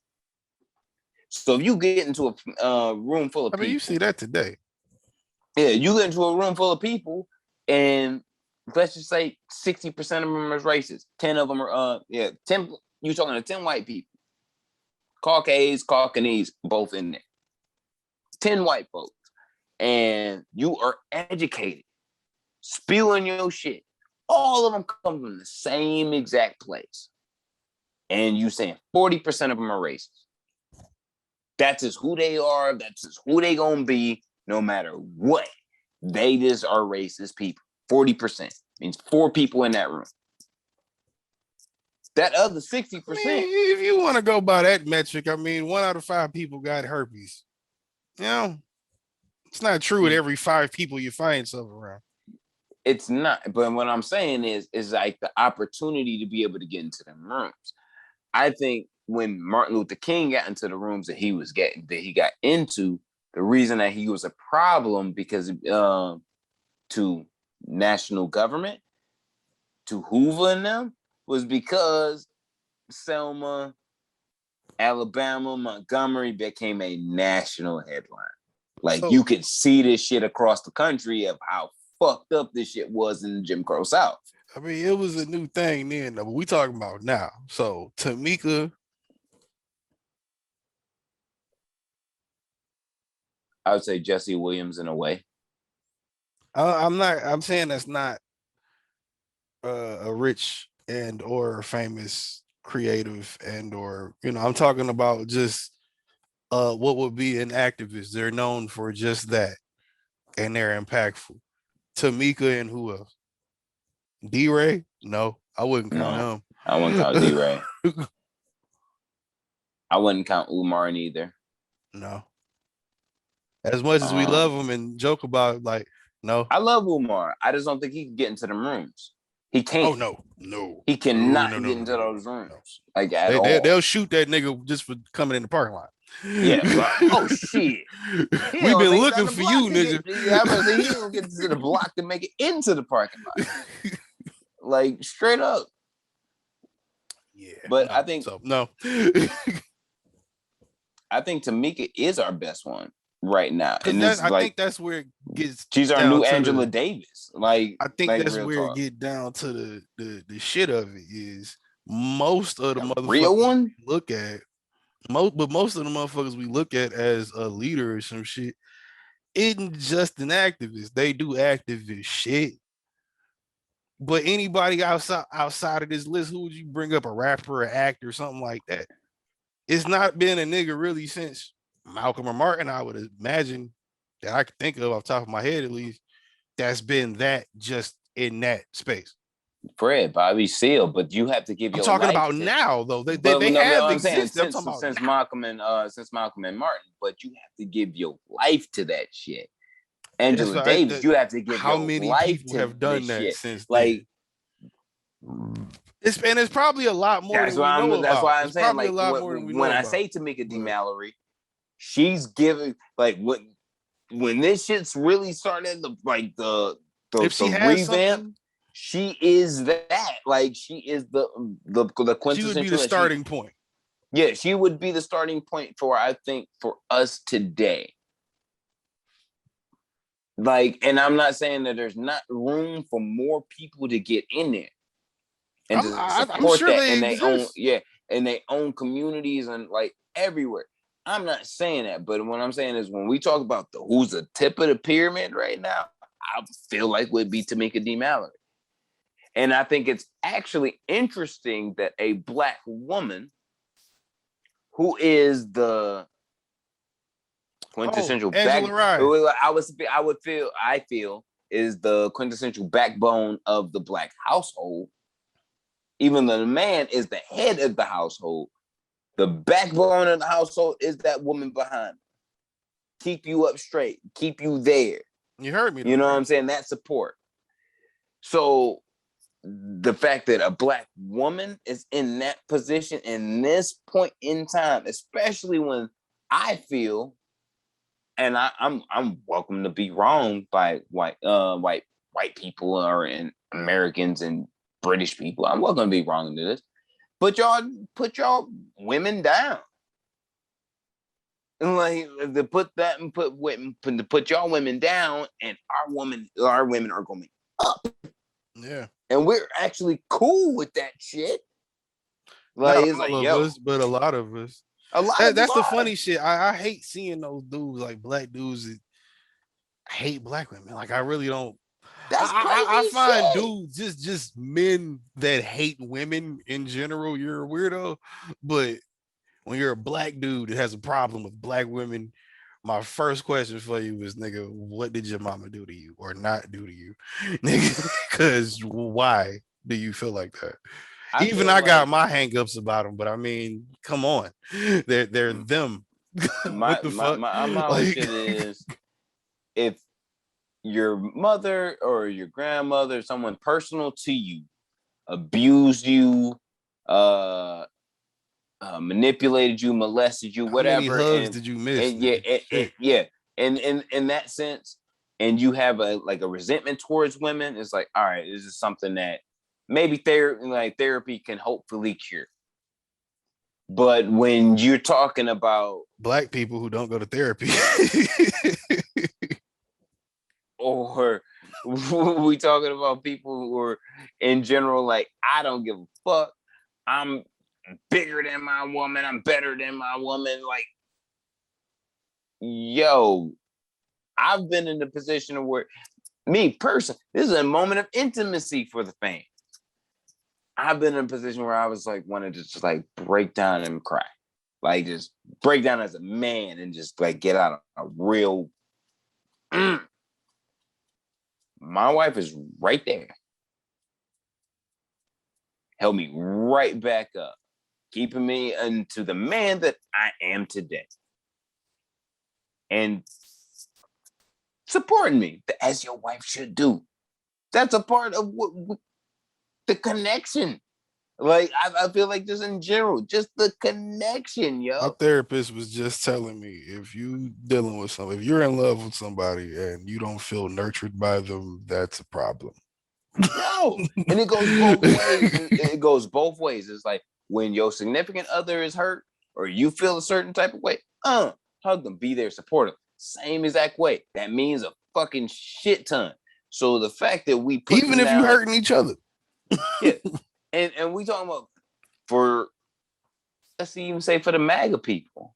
The MAGA people are against the, if we're gonna really be real about it, against the blacks, the Latinos, the Jews, the gays, the Arabs, everything that is indifferent to them. Not white, just say it. Yeah, not white, but is completely on board with the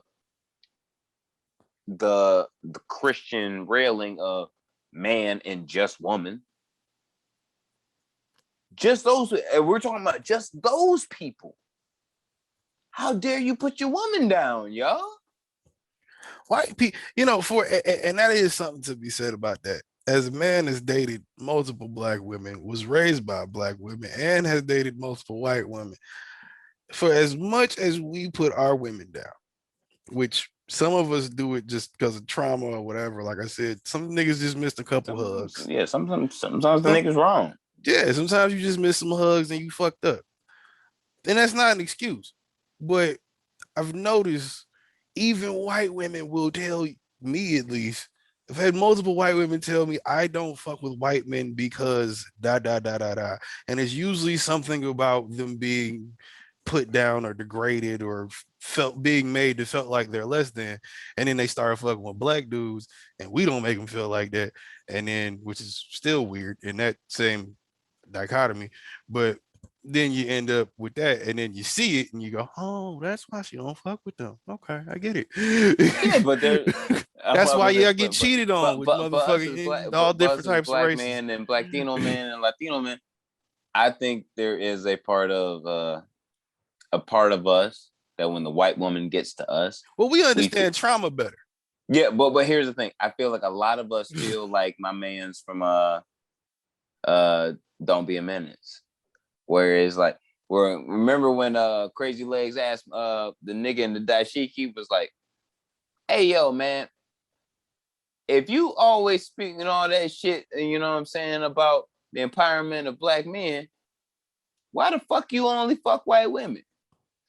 And he was like, not your business, nigga. No, he said it was the simplest thing. And I think this is a mental concept about a lot of niggas and Latinos and people that are brown is this shit. He was like, simple. I'm just trying to do exactly what the white man has been doing to us for the last 500 years. And he was like, what's that? Yeah, that's cute. But and he was like, fuck him. Yeah. And it's like, you know what that dynamic does. I can feel that sentiment. I just feel like it's you stupid. know, because you know, if you was about, you know from experience, you know, if you're the guy that's fucking the daughter of the MAGA supporter, what that does to the psyche of the household. That guy. Bro. I forgot that nigga was super mad at me. That was right after he got elected. That was right after. Yeah, bro. I'm gonna make you a trophy for that. I'm like, you deserve one. You know what I'm saying? You deserve one. What year was that? And then she took me to a Kanye concert. Oh my God, what year was that? That was 2016? Yeah, that was 2016. 17, something like that. Yeah, that was 2016. So you know what? Yeah, it was 16. It was. That was before I met. You deserve greatest activist of the year 2016 for you. And I feel like you a coon. So you actually have you should have one of those awards. For as bad a year as 2016 was for me, I will happily take that, sir. That should be yours. That should be yours. For me. You earned that, because on that term, you knew what you was doing. I knew what you was doing, and I was in full support. And I wasn't even intentionally doing it. That's the funny part. It kind of just happened. No, you was intentionally doing it. After we had the conversations, but it kind of just happened. It wasn't something I was like, no, but when you knew what you was doing, you kept carrying she was gonna start. You kept carrying through. You kept carrying through, and that's why you a soldier, bro. I'm gonna bring you out of your Kanye Ezekiel, bro. I'm gonna bring you back over to the Panthers. Kanye shit. If anything, for the first time, fuck you. For the first time yesterday, or no, it was this morning. First time this morning, I saw Kanye say something that actually resonated with me, and I actually understood and felt. And yeah, he had blonde hair and weird shoes on and was talking more proper than he ever has for no reason at all. Yeah, he was still Kanye, but today's Kanye. But he actually said something of merit, and I said, he didn't. That's true. And when I said that's true, I had to think about some shit I've done in the last few months. And I said, yeah, I have not been doing that. And ever since I have not been doing that, shit has gotten a lot crazier in terms of how I handle shit. He said, he was talking about, trusting your instinct and trusting your gut and shit. He started it off with, I don't use my mind. And he then followed that up. He followed that up with the joke about, of course y'all gonna say, I know what you mean, but that's not what I mean. What I'm saying is I don't use my mind in terms of how I make decisions about shit. And then of course that would still continue the idea, right? But he was talking about in terms of making a choice about something he not feels he's right about, but knows that he knows. So it's like, instead of thinking about it, just trust your instinct, because you know it. So why are you thinking so hard about it? That usually fucks it up. That's not a false statement. You overthink some shit, you'll fuck it up real quick. Especially if you know how to do some shit. If we sat here doing this is some shit we could do blindfolded with no microphone in the dark to a group of people and they'd still laugh. We will have to think about it. But if we sat and was like, okay, what's every topic we talk? What's everything we're going to say about every topic? This shit would be fucking robotic and garbage. If we didn't make a conscious decision about what we were going to discuss prior to the podcast, then we wouldn't have a basis. Overplan it though. We don't overplan it. No, you could make the mistake of over. But that's the thing. That's where going into last week's episode with Zen and Peace and shit. When you go into something knowing that, like, every time I pod with you, and this is a credit to you, I'm confident about what we do, even if I'm in a shitty mood. Right. Because it's like, if I'm in a shitty mood and I don't give a fuck about coffee, I can say the same thing to you, actually. Exactly. I can depend on you 100% to know my vibe and be able to lift the podcast for what I'm not doing because I'm not in the mood to talk. Vice versa. Just like you were saying towards me. Yeah, I that's a know fact. plenty of times when I walk through the door and I see your face and I'm like, this nigga not in the mood to talk. Yeah. I really don't really feel like talking about that much because I done drove an hour down here, but fuck it, my man's is in a place. I gotta step up today. So it's like that's a dynamic. If you do not have that dynamic, you can just fall into a place of just saying and doing stupid shit. Yeah. You gotta And have a thinking that purpose it's in everything. entertaining You and gotta it have a is purpose cool. in what you're doing. Yeah. Me and Sean, you was just talking about that shit earlier, nigga.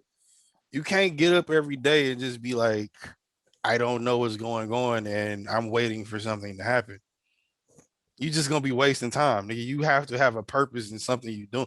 Like there's a for everybody that know me and you. I know you know the niggas that know me because I probably catch more hell about it than you. Motherfucking every Friday, what am I doing? Don't act like you don't know it's Friday. I've been doing the same thing every Friday for 162 weeks. I only took 1 year off of it since I started. Why don't you know I'm doing this? Look, I think of it as Because overall. consistency is something. Even in that counts for something. Yeah, it counts for something. It definitely does. It counts for something. But if you can, when you're consciously doing something in a mode, I feel like I think I finally captured the definition of vibe. Because I feel like everyone says like it's the vibes, this is the vibe I'm feeling, you I know what think I'm saying? vibe You is know one the of those. vibes, and I feel like there's a real definition of vibe. And I feel like vibe is the feeling that you feel about anything moving forward in any action or place continuously subliminally. Meaning like your subconscious is taking you in a place or in a direction because it already knows comfortably how you feel. Similar to what we were saying. I know how you was feeling and I needed to take a little bit more on the pie. You know how I was feeling and you needed to feel a little bit more on the pie. It's a subconscious feeling. I'm not even thinking or having to say to you, I need you to do a little bit more today. Right. I'm not in the mood. Right. You don't have to say that shit to me. It's just a conscious feeling. And we just press record and just go. Yeah. We feeling in where we go. When you It's like feel meeting somebody new. comfortable about any decision, you go about your motherfucking, you know what I'm saying, your life and shit like that. Even if you hate your fucking job. And the only time that you completely confident is when you walk out that goddamn door and do whatever you doing. Shit. Like that's the confident point in you. Run with it. I think it's kind of like when you meet somebody new, like when you meet a new chick or something, like when you talking to her, like, okay, I think she likes me. All right, yeah. No, I'm gonna keep going down this road. Let's see where this gets me. And then maybe within a few hours, by the end of the night, you inside her. You just know the fucking vibes. You just know the vibes. It's a vibe. The instinct. It's the instinct. Yeah, it's instant. You going towards something. This is what you just agreed with Kanye. Thank you. No, I say things better than furtherly. Yeah, just about to say you just articulated what he said. No, I'm trying to stay actually out of the Tamika D. Mallory aspect of like, because I feel like I'm gonna be the person to get killed, and I really don't want to use it. Like, no. Felt like that before too, but at the same time, I had a traumatic dream and that happened to me, and I was like, whoa. Nigga was on his soapbox. Man. No, I got up like in the middle of the night. My wife was there. Like this was like before my daughter was born, and after, because we already like started. Like we started this shit, but we weren't like releasing episodes yet. We were shitty. And I was gaining that confidence, and I woke up from this like straight up like and like tears was coming out my face. I'm like, what the fuck? Like, yeah. Dude just like motherfucker just like shot me in front of fucking Cobo Hall. Like just like gun my ass down, Uzi style. Like and that was it. Like simply because I use my platform for the progression of Black and brown people. Now I know Still I will. happen. Yeah, I mean that's still happening. But if I like, but the thing, the dream was I was being real bold about it. Right. And then, like the fact that I was being bold about it and in their faces, and I have we've talked about this. I can get into this. I can get in the rooms with white people that you can't, and I can still say certain shit. Yeah, you know what I'm saying. Like I can get that message off. There are certain meetings. There are certain meetings that I can schedule that I need you to do the talking at. Yeah, sure. And you know what I'm saying. Like, sure. And it's just and not because I can't do the talking. It's because I can't do the talking yet because we're not further enough in the door. Because if I start talking now, you're gonna be like, "Whoa, no." Whereas you can be like, "Let me walk you through what we're gonna do." When we were talking earlier, it's one of the reasons why I had my face shaved for like the past 2 years when I could have grown a beard. I was less threatening to people who was like, "Oh shit." Yeah, this is a lot more aggressive. Oh yeah, that's a threat. That's a threat. It's a lot more aggressive. I'm not saying it's a threat. It's aggressive. You a terrorizer now. It's aggressive. Like, but you don't know if I'm Muslim. You don't know if I'm homeless. You don't know if I'm rich. You don't know if I'm poor. Know, but if you a MAGA, bro, then you look like a terrorizer. I'm saying. Yeah. You know what I mean? Anything. I could change your life or end it, nigga. You don't know. like certain rooms you can get into, and I had that dream, and I got into the room, and like I was in the White House, and I'll never forget this dream in my life. I was in the White House, and I was explaining because they wait. Who was the president? It was Trump at the time. Okay. And I was explaining why. You know he made the call, right, to get the hit done. Oh yeah, I know why I was killed. I know exactly why. Yo, when this nigga leave, make sure you get his ass. This motherfucker's crazy. What was fucked up about the dream is like my assassin and shit was Latino. So it was like, oh, that's even worse. That's what fucked love him. Yeah, there's some Mexicans that love that nigga. Yeah, that's why I'm just like, damn. No, but he was like grimy Latino. Like it was like they hired him especially from my paso or like Tijuana. And it was like, yo, come up here. And like, come up here. We need you for this one. Yeah, for this one thing real fast. Like, it's just a motherfucker that do podcasts. Like, but we need you to handle this thing. But it looked like a gang killing. I was in the room with a bunch with Trump and a bunch of his advisors. And I was like, yo. It's a bad room to be in. Whew. Yeah, it was a very bad room to be in. That's a group of white people I don't want to talk to. One of these days, I'm going to try and recollect that moment because I think I wrote, like, it was something that I said that was really fucking deep, like speech worthy. But summary was like, yo, y'all not helping. We see y'all not helping. That's cool. But if you think that the shit's going to stop outside, it's just going to just roll over because you fucking trying to turn the page. Nah, that's just not going to happen. You have to deliver something. You don't want to. You have to deliver something. People are getting smarter. The internet is there. You got to deliver something. Period. Not in the next 4 years, nigga. No, the fuck I don't. I was surprised they ain't laugh your ass out the room in your dream. Be like, outside. You think we worried about outside? Shut up. Get out. No, get out. No, I told these motherfuckers what happens to the money. What happens to the country. Yeah, when we're dead, nigga. No, if everybody revolts. You think Mitch McConnell is worried about what the fuck's going on in 20 years? Chooses to revolt, if everyone chooses to revolt, who's not of white, we see American how that happened. We see how that works. If everyone chose, If the Native Americans chose to rise up because the blacks were rising up, and the Latinos are rising up because they just getting fucked over just as much as the blacks and the Native Americans is, all at the same exact time, because there's a natural need for a retribution. That actually affects not just y'all, but it affects the entire country. Because if there is, hear me out. Because if there is actually one of those type of cause of action, and you have first off, white people fucking storm the goddamn Capitol on some fuck shit. Time out. I was just gonna throw in. I'm about to say, wait. Go ahead. If you think we gonna storm the Capitol, if there were to happen, it's not gonna.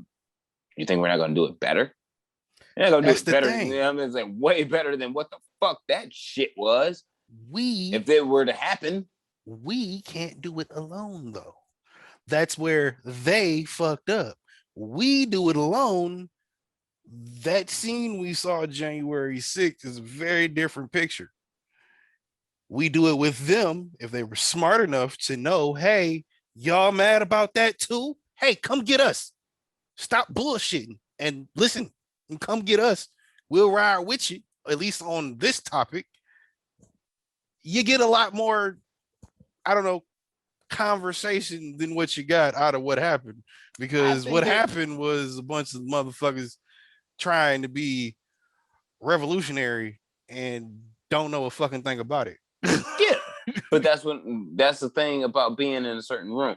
When Martin Luther King got into the room with JFK and them, I felt like he was on his Martin Luther King more peaceful shit. Some people felt like that when Kanye got in the room with Trump. Yeah, but if you feel like Malcolm X, you could talk yourself into that room, or at least sustain yourself in certain circumstances to be able to get into that room. And then you get into that room and be like, yo, y'all keep acting like y'all acting. It's cool. It's going to lead to war. And I mean, war, unfortunately, some people feel like they will go into some of these police officers' homes, drag their family out, and chop some heads off type war. If it gets to that point... You know how we've talked on here for quite some time. Yeah, I'm gonna say, if it gets to that y'all point, remember my original idea, and I'm the coon.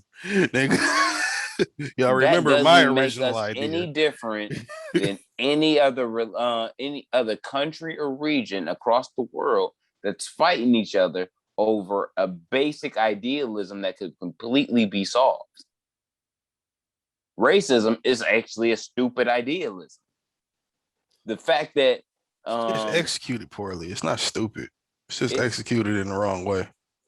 I've always thought racism and segregation a lot like word to Charlemagne, a lot like him. Prior to me hearing him say it, it's a good idea. It's just executed and has always been executed wrong, because it's always been executed based off religion, politics, or skin color, or some shit like that, when it should be based off intelligence. That's capitalism. And that's actual capitalism. That's like capitalism. That's what he's describing. What we love, baby. That's what we do. But that's what I'm saying. What he's describing is the perfect version of capitalism, which would explain, if the more intelligence you have, the more valuable you are to society. So you should make more money because of your value to society, or at least just as much as somebody just as smart as you. Yeah, no matter their skin color. But that could be anybody. That could be anybody. But the problem is with American capitalism, or religion, or sex, or whatever. If I limit you in whatever school district you live in to a certain amount of education, and my education is superior to yours, technically in that same capitalistic society, that perfect one that we were talking about, I'm superior to you because I would have more knowledge than you. But that's only because you can teach everybody the same shit. But that's only because of systemic setup. Yeah, the way it's set up now, I it can be doesn't more work. like nigga. I've met plenty of white people who I was going to high school with, It's or race based at the now. same The way it's at the set up. same time, I'm getting straight A's and shit up until I started saying fuck going to high school. Like that were getting D pluses, C minuses and shit. Them niggas got in the fucking U of M and state, no problem. I had to bust my balls for fucking scholarship with academics and athletics.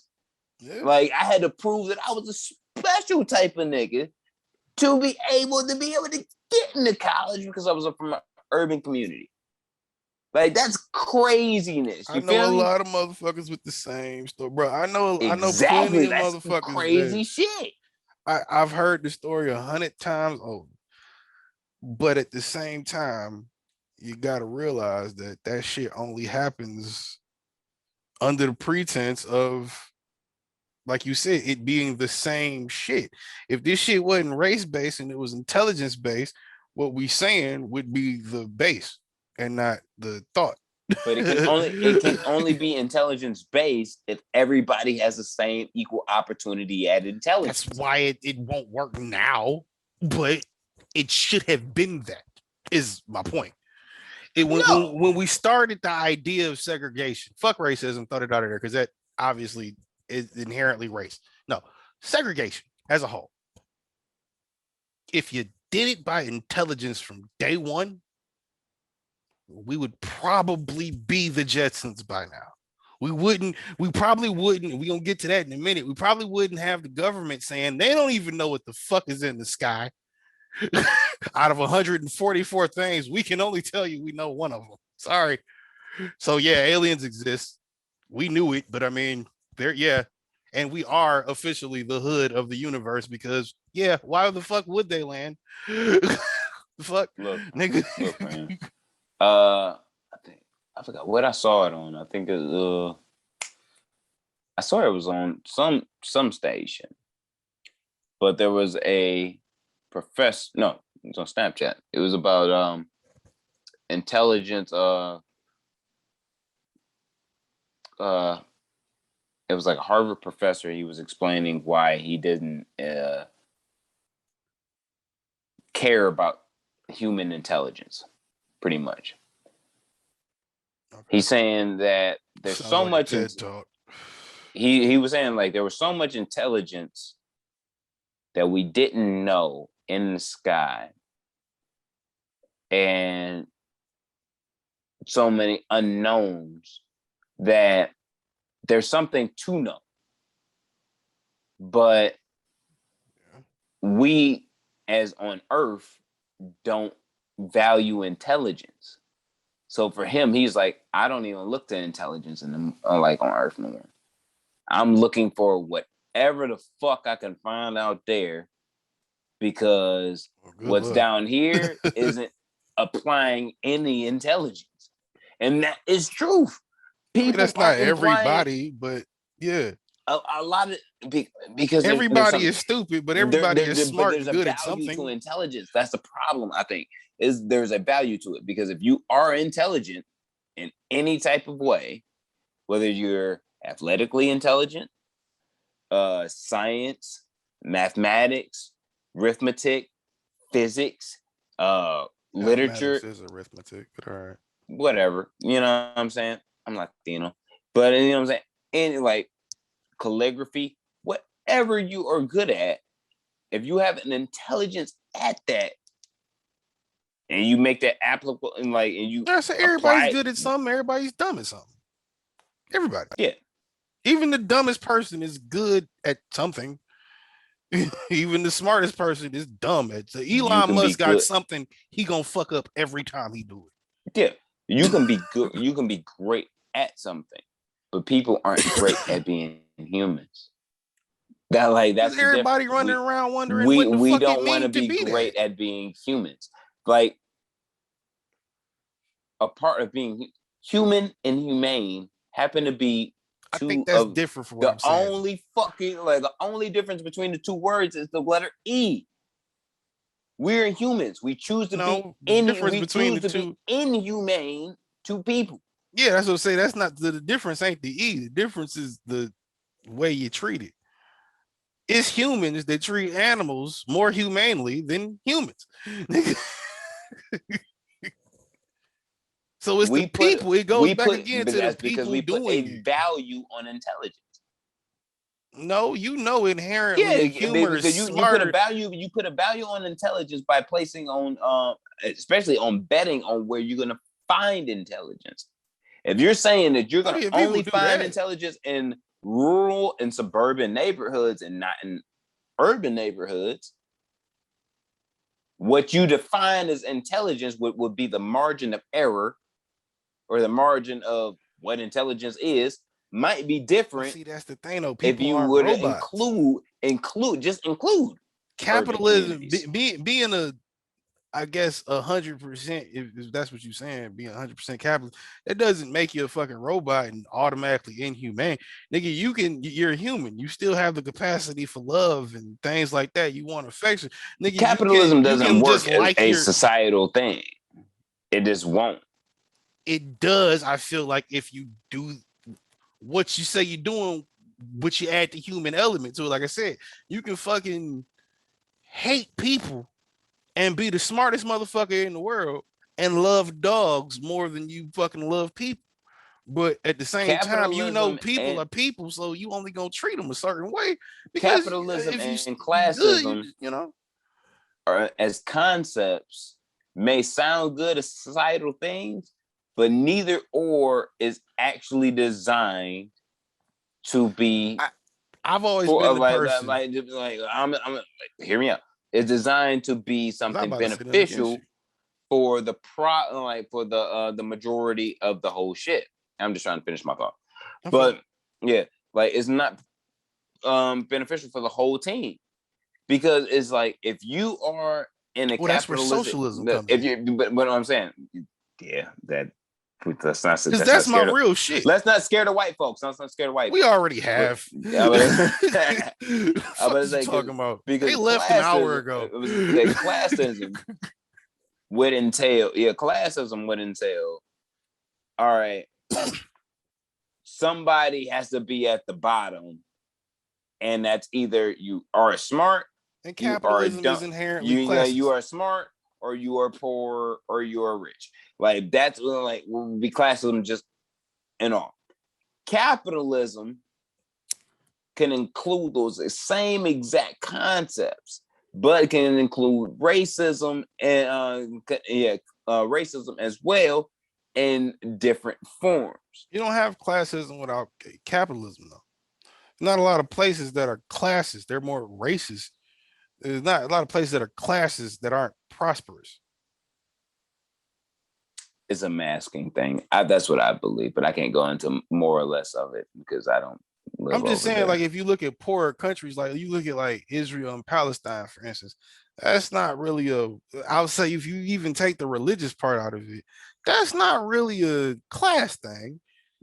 They just treat Palestinians like they're a lower class.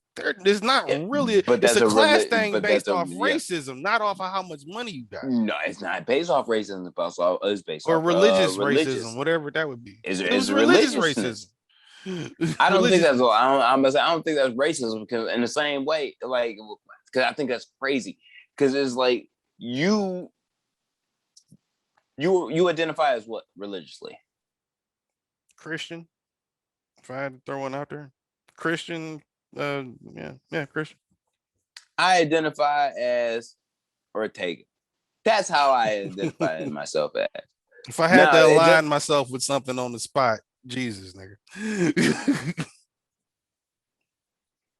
Jesus on the spot, but I always tell people when I say I believe in religion, I believe in Jesus, I believe in a God. But I'm also one of those assholes that would tell you I'm more spiritual than religious. This is a very asshole thing to say. I started telling people saying that shit 5-6 years ago, but I stopped telling people that. I started telling people, but I'm also wise enough to know that whatever religion that I'm probably practicing is maybe wrong. I'm just I've always been open. I'm going upon faith. And what a lot of other people don't want to really cop to when you were like really for sure religious is the idealism of possibly being the fact wrong. that you might be wrong. Yeah. But why? Because you spent your whole life doing it. Yeah, but it's insulting. Like you telling me I gotta not believe I insulting might be wrong about something I believe forever. People it's craziness. Think and about shit, all like, the niggas that believe they would get 72 virgins. Like that would be a fun adventure. bro. Nigga. I had to start telling my mom and shit because my mom and my pops are Jehovah's Witnesses. I had to start telling their ass because like I listen to the way words are spoken. And in the Jehovah's Witness shit, they say when they're talking about their religion, they speak of it as the truth. And I started telling my parents, I was like, yo, stop saying Christian shit, but all right. Yeah, but that's Jehovah's Witnesses, but yeah, all right. Yeah, but I was like, stop saying that shit to people. I was like, stop, like, because my mom was like really at a run. It was like calling it the truth. That's how you sell it. It's a sale, but it like to me, I was like, stop saying that to people because I was like, if you're running into somebody who already has a truth to them, they're not looking for truth. They're looking for something else. That's why most Jehovah's Witnesses try to be discreet in the way they approach people because they know I better not go too far with this nigga at first. but like I said, they was on this run. I was like, yo, stop calling that shit the truth.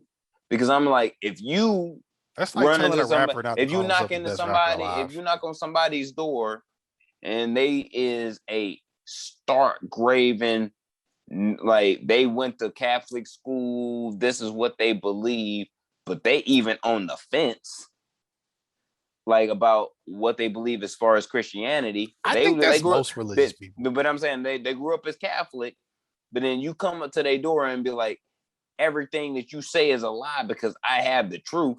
That's insulting the motherfucker. Here's my pamphlet. Because now you looking at it like you trying to tell me that my whole life, that what I've been raised up on is the fucking truth on an initial meeting on my porch. Get the fuck That's off what my I'm saying, porch, bro. You trying to tell me my mama, my daddy, my grandparents, everybody I know that lied to me. But you who woke me up at 6 a.m. on a Saturday morning with a pamphlet in your hand, banging on my fucking door, you got the truth. God sent you to my door right now because he knew that this was the best time to talk to me. I don't think God sent you. I think you want to be an annoying fuck. Exactly. So you have so in those moments, like you have those masters. So I was like, yo, stop saying that shit to people. Like you can't say, I'm like, if you got somebody that already believes in it and it's like they on, you know what I mean? Then you could be like, all right, yeah, like it's like cold calling.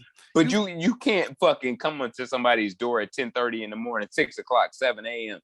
and be like, yo, you've worked sales jobs before. You've worked sales jobs before. It's like cold calling. They cold call for Jesus. Basically. That's true. They cold call for Jesus. They just go porch to porch. But the thing is I feel with that, it's like you can't push truth because truth is relevant. And truth is only what you can prove. Actually, if we want to break it down, it's only what you can prove. If your girl I'm saying that's not true. No, I'm saying if your girl cheats on you, my wife cheats on me, but I just have a feeling on it. You just have a feeling on it. It's just a feeling until you can prove it. Until it's don't mean true. It didn't happen. It don't mean it didn't happen. But you have to prove the truth of it. You have to prove the truth of the feeling. That's why when we get mad all the time about we get mad all the time about chicks feeling like having a fucking dream, and then all of a sudden whatever they dreamed is all of a sudden truthful and we think it's to stupid. The situation at hand. Time out though, we think it's stupid because of the lack of the action. It's not if you can prove the feeling. You got to be able to prove the action. Proving the feeling is when you get childish. When you just want to, I feel this way, and look, I see this, I feel this way because of that, so I know it's got to be. No, bitch, you got to have a receipt. Truth and proof. Like you They're have different. that. Something can be true without you having, but something can be true without you having proof. You can rave and rant all day, up and down, side to side, all you want. You can lose relationships, burn bridges. But you can go to jail or get off. Exactly. but if you can't motherfucking prove that whatever you believe is true, it don't matter. You can have me convicted of murder for murdering whoever. No, but if you have that's not how a jury works. But what I'm saying is, you can have me convicted for murder for something that you may or may not know to be true. But in your head, it's true. If there's no proof that I murdered so-and-so or whatever, I get acquitted. Right.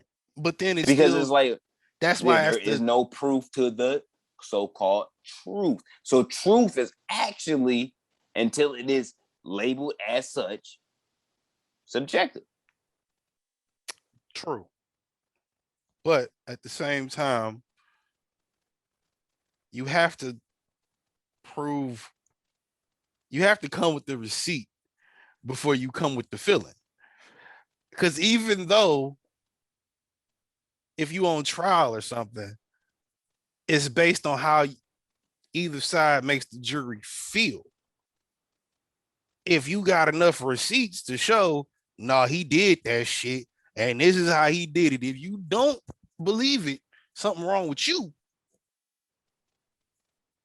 It's different.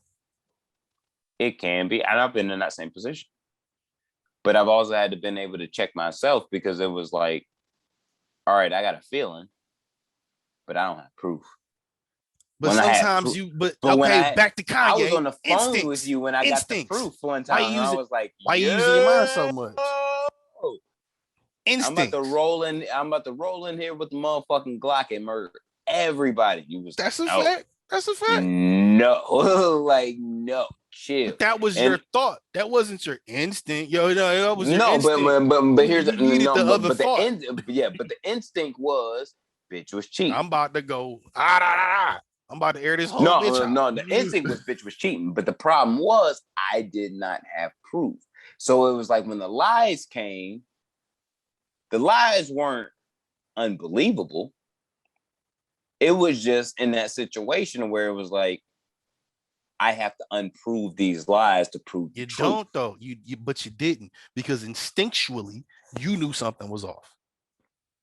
Yeah, instinctually. And if you had just trusted your gut and been like, something off, I'm just not feeling this feeling,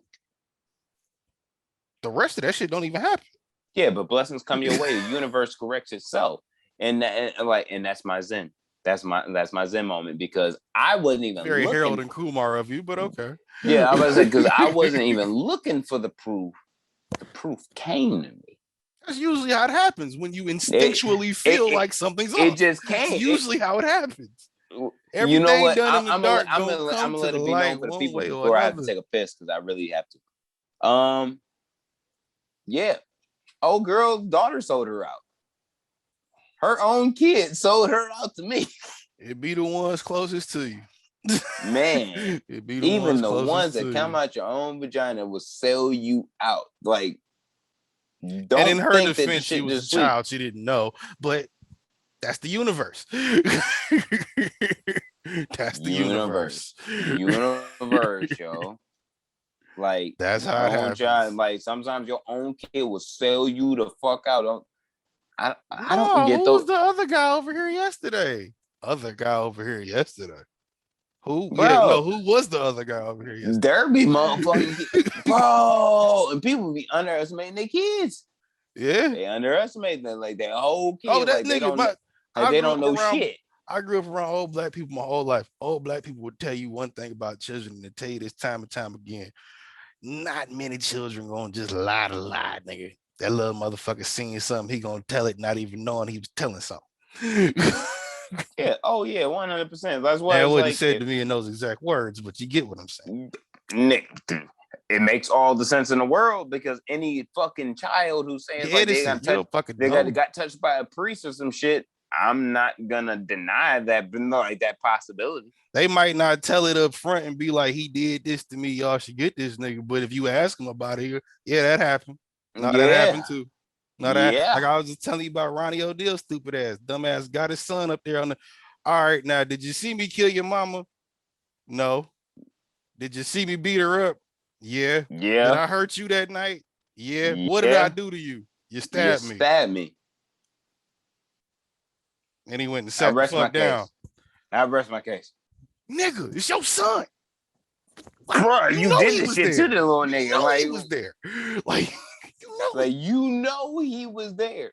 But you stabbed him, poured gasoline on him, and then he ran away. Right. And for whatever reason, you didn't go. Whatever. Thank God you didn't go do something about it. Actually, you fucking idiot. God damn, that's Florida man shit. But it really is. And fuck that nigga. But I'm gonna take a piss. If you want to do an ad or whatever, or fucking pause it and go ahead and do what you need to do, because I have to urinate really, really bad. I need to grab some more ices. Red Label getting to me. All right, so pause real fast. We will be right back. It is. And we back, you bitches. Niggas have urinated. Niggas have grabbed frozen water and added it to their alcoholic beverages, about to smoke tobacco and water in a stick that should not be smoked. And we don't remember we were just talking about where we were going to spin it back around to Derek Chauvin. Fuck it. The nigga needed 40. He got 22 and a half. Hopefully he gets butt fucked in there and, you know, we can all just move on with our lives. I just want to lynch him. I think that's fair. I would say that was harsh, but he lynched that nigga on camera, so no, it's not. Anyway, moving on. What's wrong with Trick, man? Or not Trick Daddy? And I want to say that's your man's, but notice how I respectfully refrain from saying that because he is a Florida man.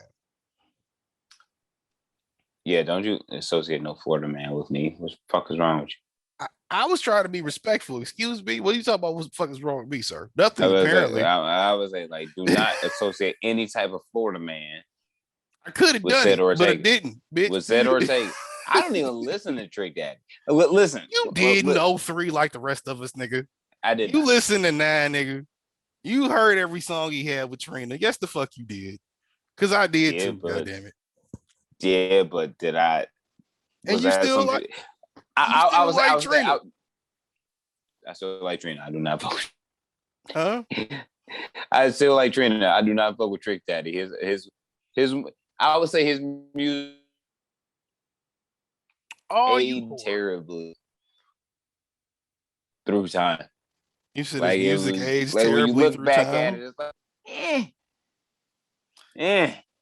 Is it Is it It's very. I could take a part too if you like. Wait, time out though. It's very early 2000s Florida freak shit. It's ass. It's kind of on the verge of Lil Flip, who was ass. Okay, don't do that. So yeah, don't do that. It is not on the verge of Lil Flip. I'm doing that. I did it. It's not on the verge of Lil Flip. Fuck this shit. I'm done being nice, bro. I'm not gonna let you. I don't give a fuck. You will not be blasphemous in any way toward any of the Carters. That mean Blue, and that's my first instinct. That mean B. That mean J. That mean any of the kids. It means all of them. There is no. That means even Mama B. That means even Gloria. Mama C. Like there is no blasphemy that will be tolerated in any type of way when it comes down. You can't even say shit about Tata around here, nigga. You can't. You Biggs either, goddamn it. I can dunk over Tata. And I don't even dunk, but I can dunk over Tata. We not tolerating that type of like none. None. Yeah. First off, if you actually told on any of your friends in your life, you're not Emery, and you is completely untrustworthy, and I don't want you around me. That's real. Yeah. That's real. I'm just keeping it a bean right I now. watched that interview earlier today about him talking about like, nigga, I was around the nigga every day that he got picked up one day and I wasn't there. And the only reason I wasn't there was because of this. I'm really lucky. Like, and then not only that, he ain't even tell. Like, didn't say a word. Didn't nigga, say that's my a nigga. word. You sat the fuck down, shut it the fuck up, came out, started paper planes, and now you rich as fuck. Good for you, Emery. Speaking of Hove, yesterday, even though this comes out on Saturday morning, afternoon, Friday was the 25th anniversary of one of our favorite albums. Need I say more? Word to Emery, Biggs, and Hove, and Dame. Even though Dame is fucking up right now, but Dame, damn it. Hove, the great motherfucking almighty lyricist that he is. Because I know you didn't see that fucking shop interview. Not yet. No, I gotta watch it. I've been meaning to watch that for like the last 2 days. I almost watched it earlier today because I was on a Hove kick this morning. Like, for real. Did deem his 2 favorite albums of his career Reasonable Doubt and Blueprint. He said said he deemed them the what album? Those are his favorite albums that he made. Reasonable Doubt and Blueprint. Overall, out of all of them? Overall. Those are the ones that stand out to him. Now, Blueprint has never been my favorite. The first one, honestly, I'm a 2 nigga more than a 1 or 3. I feel like 2 I don't like 3 at all. I like 3. I don't like all of 3, but I like 70% of 3. I like 1 a lot. Mine, and we've discussed this, mine is I like 90% of 2. The Black Album, American Gangster, and Reasonable Doubt. Yeah, for me is I gotta put Black Album above American Gangster. As much as I love American Gangster, Black Album did more for me. Black Album, Reasonable Doubt, and the last one, I know it's corny, and I know I said it before, even though it came out. I said it when it came out. I think we were doing this podcast. If not, I think I told you personally. That's my 3.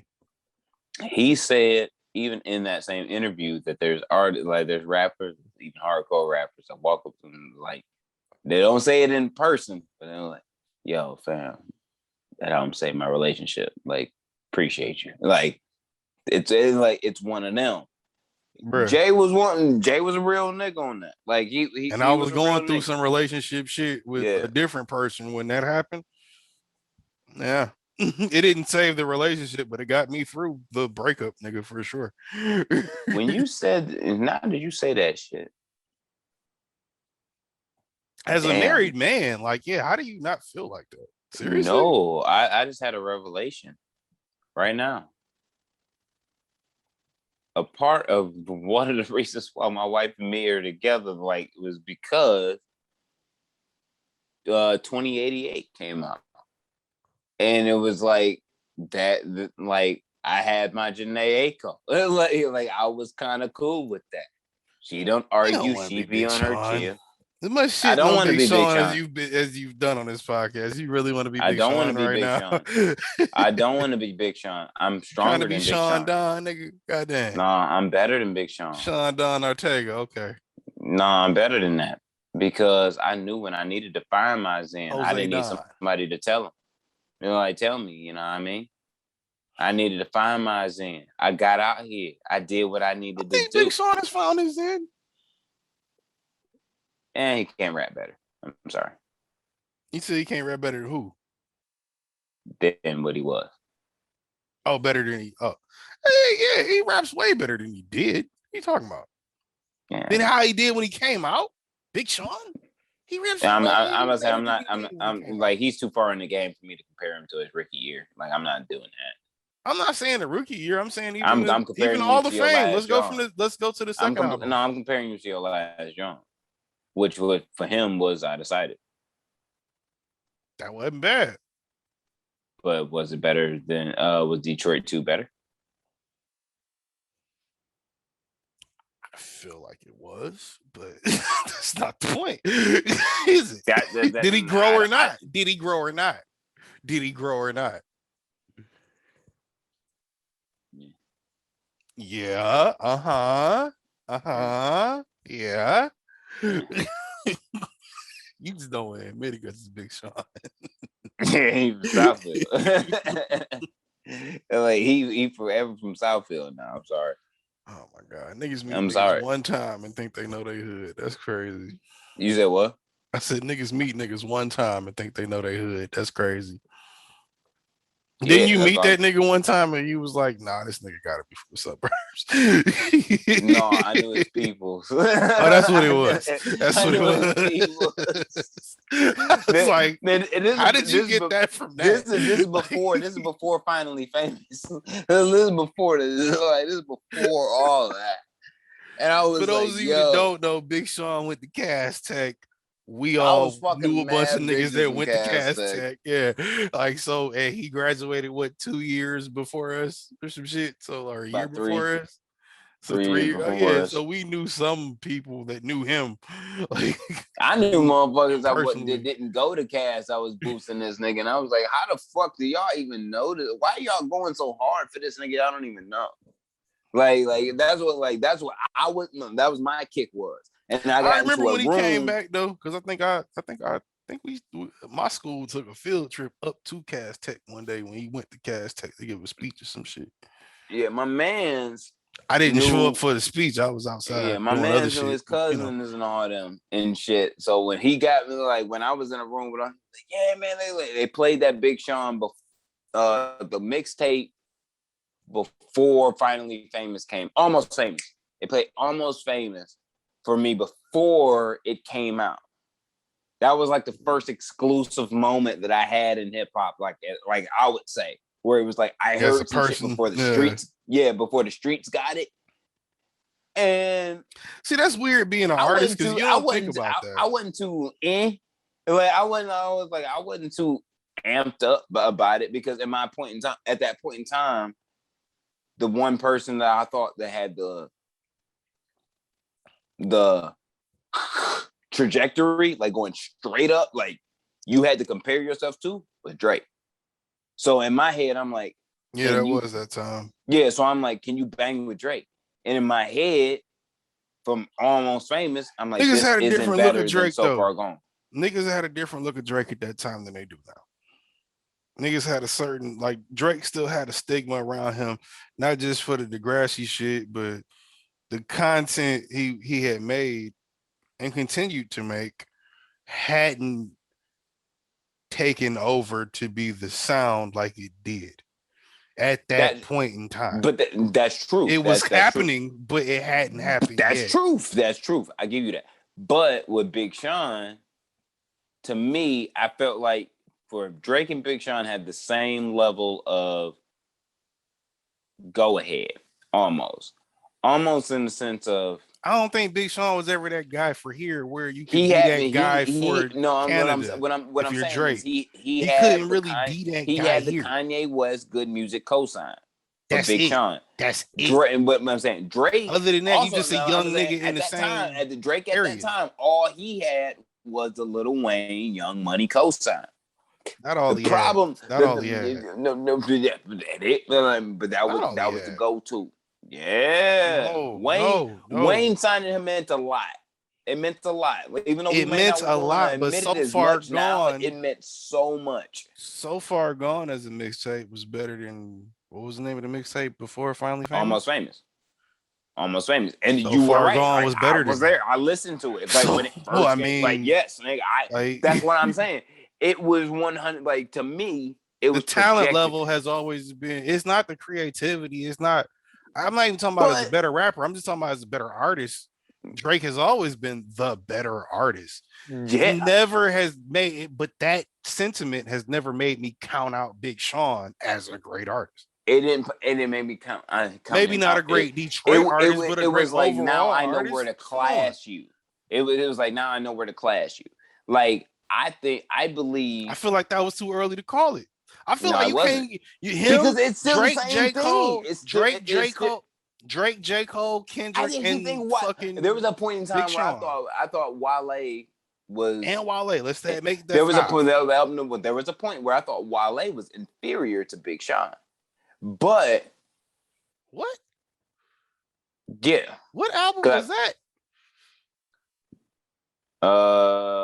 Between the album About Nothing, Dark Sky Paradise, to but that was at the same time. It was like same year. No, that was better than the album About Nothing. Like Dark Sky Paradise was really, really good. That's his best album. Yeah, even today, that's his best album. But I do hold album About Nothing for Wale as being a classic. I would say I Decided Shine. I think that came out in the same year too. There was a point. I Decided was the shit with Metro, right? No, that was Double or Nothing. Right. Okay. But like there was this point in time where I felt like but y'all niggas said that was a bad album. I like that album. It's a 50-50. Double or Nothing. I like that. It's a 50-50. It's a 50-50. It's a 50-50. I give you that. It's a 50. But to me, like a 50-50 doesn't pass. No, you don't get the fire with 10 songs it don't pass. Yeah, I'm about to say with 10 songs it don't pass. If you got like a 20 song album and it's a 50-50 and I can rock with 10 of them Johns, it still might not be great all the way through, but I still got 10 bangers. Time out, because that's weird. On some artist shit, that's weird. What do you mean by that? Because I wonder if other people feel like I'm not that. A+ in it. I'm not even C+ in it, but I got 10 bangers. It could be 30 and 15 out of 15. Same rule would apply if it's 20 and 10 out of 10, right? It could be 40 and 20 out of 20. Okay, so if it's 10 and it's 5 out of 5, what's the fucking difference? Still the not same enough. Yeah, I think I could have got better out of you. Meaning, okay, better meaning more or better meaning better? Because I could have just gave you 10 better songs versus 40 songs, and then 20 of them are great and 20 of them are better. Because I feel like, and the only reason I say better is because with Sean, we had actually a decent sample size. So you feel like the more hits at bat an artist has, the more they'll probably reel you in, even if in the mix is garbage in the mix? Because that doesn't make any sense to me. No, I would say like no, not at all. That's what it sounds like. What are you saying? No, what I'm saying is you can release a project with a shit ton of songs on it, and only 50%, 147,000 songs. Yeah, and only half of them shits be good. The only 747,000. Yeah, some shit like that. Yeah, 752 of them shits can be good. That's cool. I got 757,000 bangers. And it's like, cool, I can listen to those 750,000 bangers. Be okay with that. But if I'm going to judge the whole project as a project, and it's only out of the 1.7 million songs that's on that damn project, I only like 750,000 bangers. I'm not giving that shit a fucking A+ rating because I really love these 750,000. We really stressed that Chris Brown shit the fuck out. That nigga dropped 60 songs and we have made it a billion song album. It is a billion songs. I'm gonna keep it a beat. My wife's a Chris Brown fan. Guess what? She ain't listened to that album. Why? Because it's 7 days long. She still ain't got through that bitch.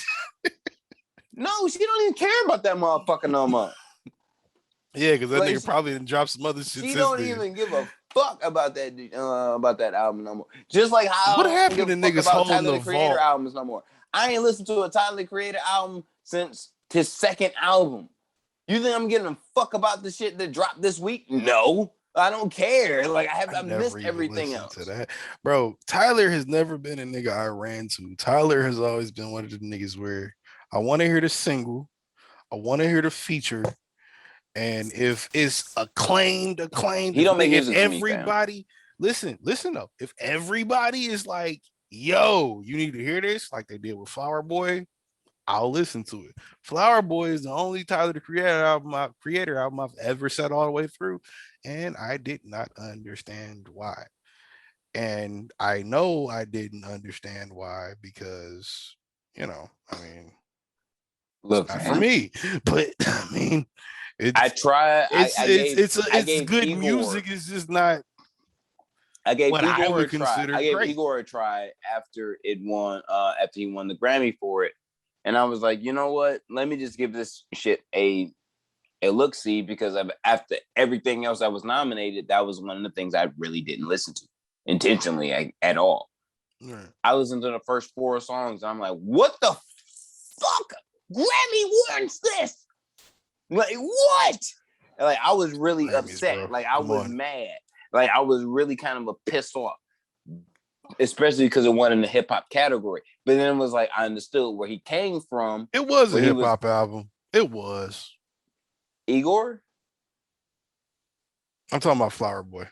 No, Igor is what he Igor was was. another one they lost their minds about. That is, yeah, I Yeah, forgot but about Igor was more or less a pop album mixed with electronic sound in hip hop. It wasn't supposed to be a hip hop album, and I wouldn't deem it as a hip hop album either. that. But Tyler the And Creator is known as what? a hip hop artist, so Grammys labeled him as that. I didn't really approve of that at all. It was shiesty to me because I feel like to that. Free Pooh Shiesty. No. Yeah. Free Pooh Hey, Shiesty. hey, rappers, stop Pooh shooting Shiesty. up clubs. Free Pooh Shiesty, but stop shooting up clubs. No, keep doing that. Don't. But Don't. you gotta. You don't have to shoot up the nightclub. You don't have to shoot up the strip club. Whatever nigga you got a problem with, guess what? You can just leave. No, you gotta shoot that name. Unless you think he gonna shoot at you or hurt you first, then yeah, shoot at that nigga. But other than that, no. So you don't gonna have take to that do risk? that. You gonna take that risk? I think if you're smart enough and have been in the streets long enough, you should probably be able to read that risk from across the room. Provided you're privy to the risk. Yeah, you should be able to read that and be like, hey, we should go. One thing I learned from Franklin from Snowfall today has been shut up, don't tell me, shut up, don't tell me, I haven't watched it yet, don't tell me, shut up. I ain't gonna say nothing other than you should kill motherfuckers when you get that vibe. like don't get no extraness about it. I mean, that's you great kill for a TV motherfuckers show. Get the vibe. When you get the vibe, you might actually. Oh, that's great for a TV show where I'm Southern cracking days. I'm a rapper. I don't know if that applies to me. What the motherfucking dragon off was like, I got the vibes. Blah. Shit was crazy, nigga. It's great. It was a great show. That's a great show. Great show. That's just great. That shit is greatness. Oh my god! I thought you watched all of season 4. No, I was supposed to, and then that shit happened. Nuts, nigga. Oh my god! I'm only halfway through that shit. All types of bananas, nigga. Like, oh damn! Like when we talk about the full clip, like this shit crazy. I just realized how much I don't want to watch that show now. That's kind of sad. Okay. Anyway, great show. Great show. Yeah, I know, but I don't want to watch it for other reasons. Anyway, stop crying like a little bitch. How do you feel about Trick Daddy a bitch too? Don't be blasphemous. Yeah, we ain't even getting to what the fuck he said. Nigga said Beyonce can't sing. Nigga said Hove can't rap. Niggas don't say them words. Rhymes. Don't say them words. Don't say them words. I'm fighting words. Trick. Fighting words. I know you on a bunch of medication for your shit, bro, but at the same time, my nigga. Hey. That nigga was crazy. First off, shut the fuck up. Second off, no, nigga, that's just not how that works. Nigga, she does write her own music. She can Nah, sing. she don't. She don't. Solange wrote most of her shit. It's plenty of people that have written some of her shit, but if Most. you tell Beyonce to sit down and write a song, she can fucking do it. First Yeah, off, and she can sing it herself. She can do that. She can. Yeah, I'm gonna which say, was that's his point. That's all I'm saying. I'm just clearing out his point. I'm gonna say unblasphemous. Because now point, you being a bitch. No, I'm saying like completely being unblasphemous, but that goes into my point of what I was saying about Chadwick Washington last week. Taylor Swift probably cannot write a song and sing it herself. Beyonce, no, she couldn't. She can. That's what got her. Mouth. That's what got her on. But when I was saying like last week about Chadwick Washington, but I'm saying what got Chadwick Washington on, which was other people writing his shit, and he today. He was a child rapper. No, I'm saying. But what I'm saying is like he today cannot, because he was a young boy. He can't today as an adult deliver the same caliber of rhymes because it wasn't his rhymes or a rhyme period. Like that's worthy. I don't know that. I don't know what I've heard from Bow Wow. He can't carry a worthy rhyme. Like outside it don't have to be gangsta. It don't have to be pop. It don't have. You just have to carry a worthy rhyme, and you don't. And he doesn't have that ability. Outside, but I have never tracked the writing credits, but outside of his albums as a child, I know that part. I'm not talking about that. I'm saying outside of his albums as a literal child or a teenager, I don't know. After that point, I don't know what Fresh as came out whenever it came out. I don't know if he wrote that or not, but I know it was a good record when it came out, and that was the first comeback. I don't know if I'm sure Jermaine probably wrote that, but you know what I'm saying? Like he didn't. A lot of now that I think about it, Jermaine probably wrote that. But still, it sounds like a T.I. It sounds like a T.I. song. I would say Jermaine. I'm as fresh as he is. Like listen to T.I.'s voice. I know what you're saying, but the cadence of the hook track, like you cadence of the hook. I haven't heard. I don't know. He might have written it, but I ain't hear the rest of it. I'm just saying I haven't. The hook sounds very Jermaine Dupri for the time. If Jermaine Dupri was gonna put out a single in 2007, 2008, whenever they came out, I could see that being the hook. But it works for him, more than a T.I. song. It works for T.I. or Jermaine Dupri. Yeah, because if you're T.I. writing for Bow Wow, you write pop records, but the pop record, you ain't going out there like motherfucking Christina Aguilera. Like you gonna go out. No, like, but I would you gonna give write it to her. I would write it and give it to the girl that could sing it. That's why I write them, because I want to do that one day. I want to be able to give it to somebody and be like, "Hey, no, bitch, you got the voice for this. Sing this record. This is gonna be a hit." I want to do that. I'm looking for that. That's why I still write pop records. I just don't ever record them because I'm not the voice for that shit. I might do a reference. I haven't done that in years though. The fuck is that? Goddamn. I haven't really written a pop record in a long time, actually. Still, I'm like, regardless, I'm not having no motherfucking.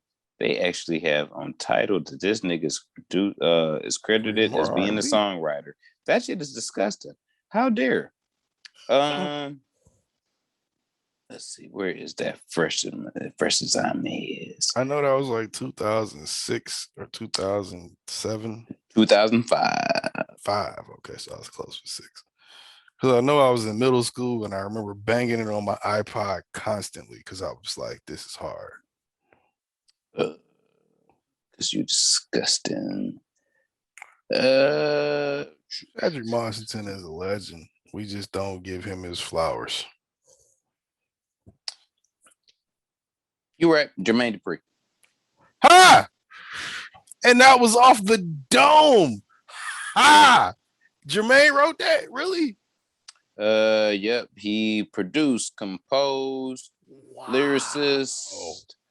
The only thing that Chadwick Washington gets credited for on this entire song is associated performer. Yeah. That's it. Sounded like a fucking Jermaine. That's what the fuck I thought. That hook is very Jermaine Dupri. But it sounds very T.I. though.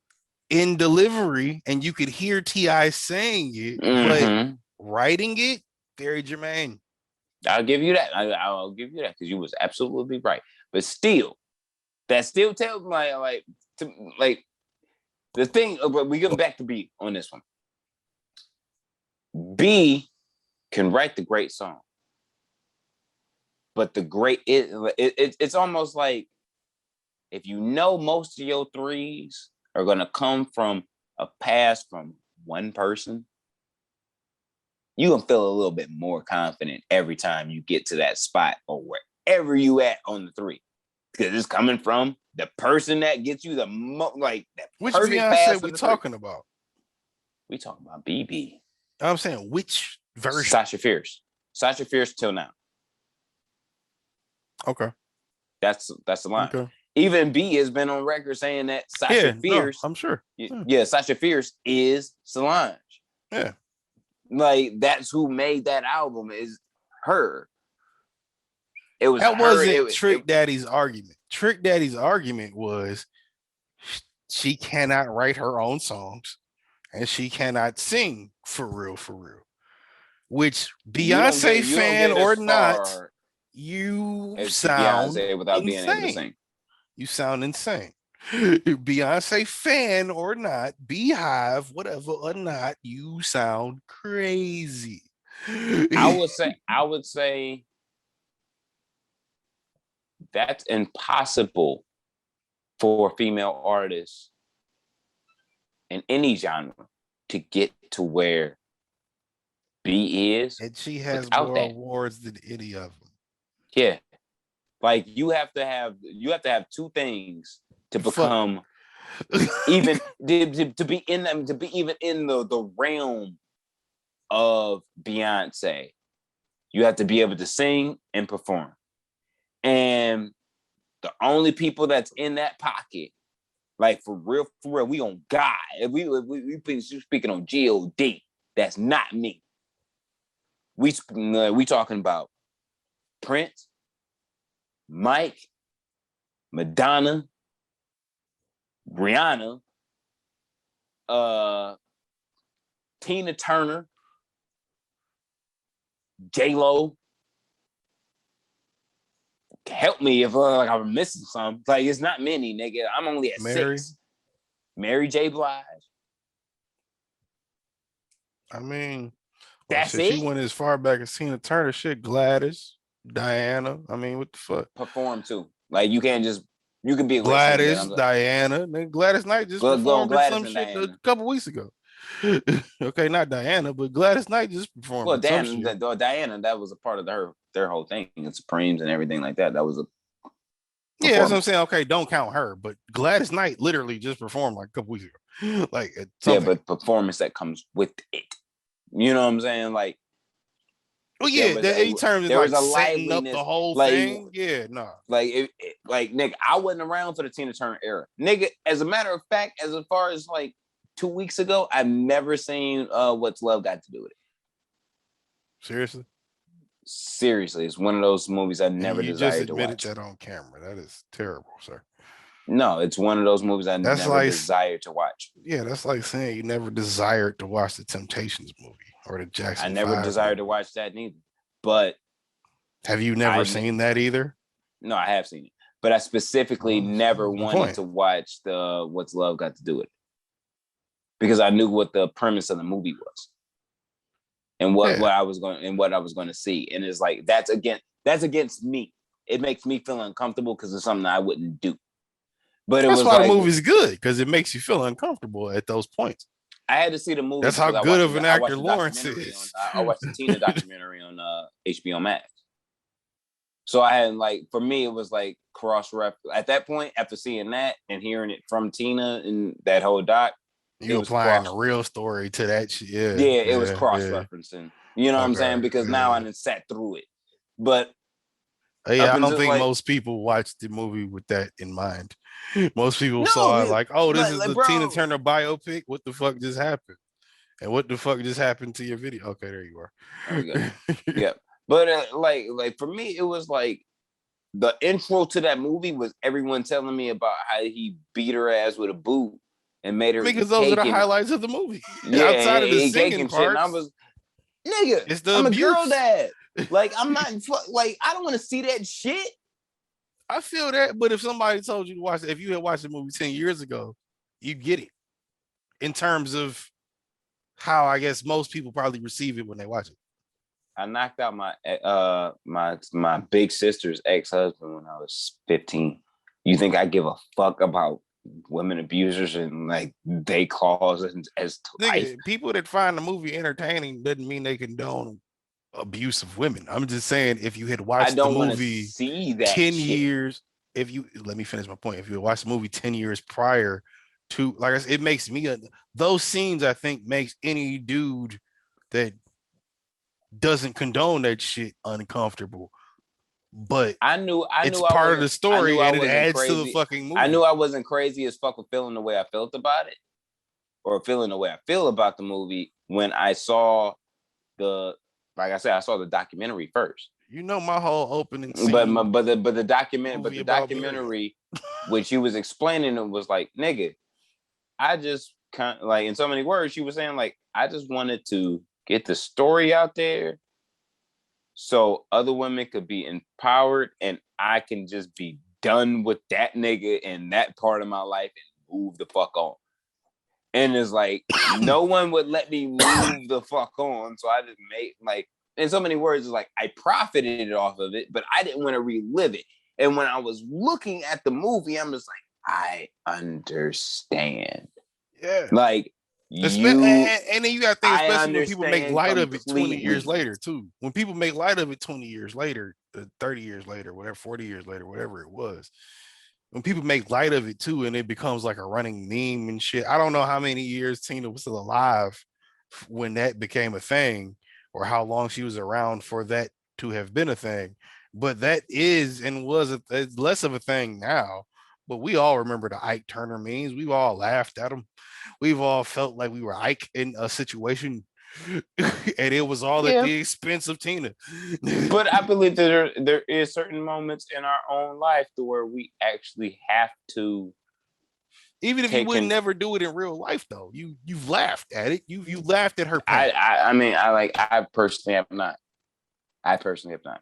You've never seen an Ike Turner meme prior to watching the movie and seeing that documentary. You never saw an Ike Turner meme with the right caption on it.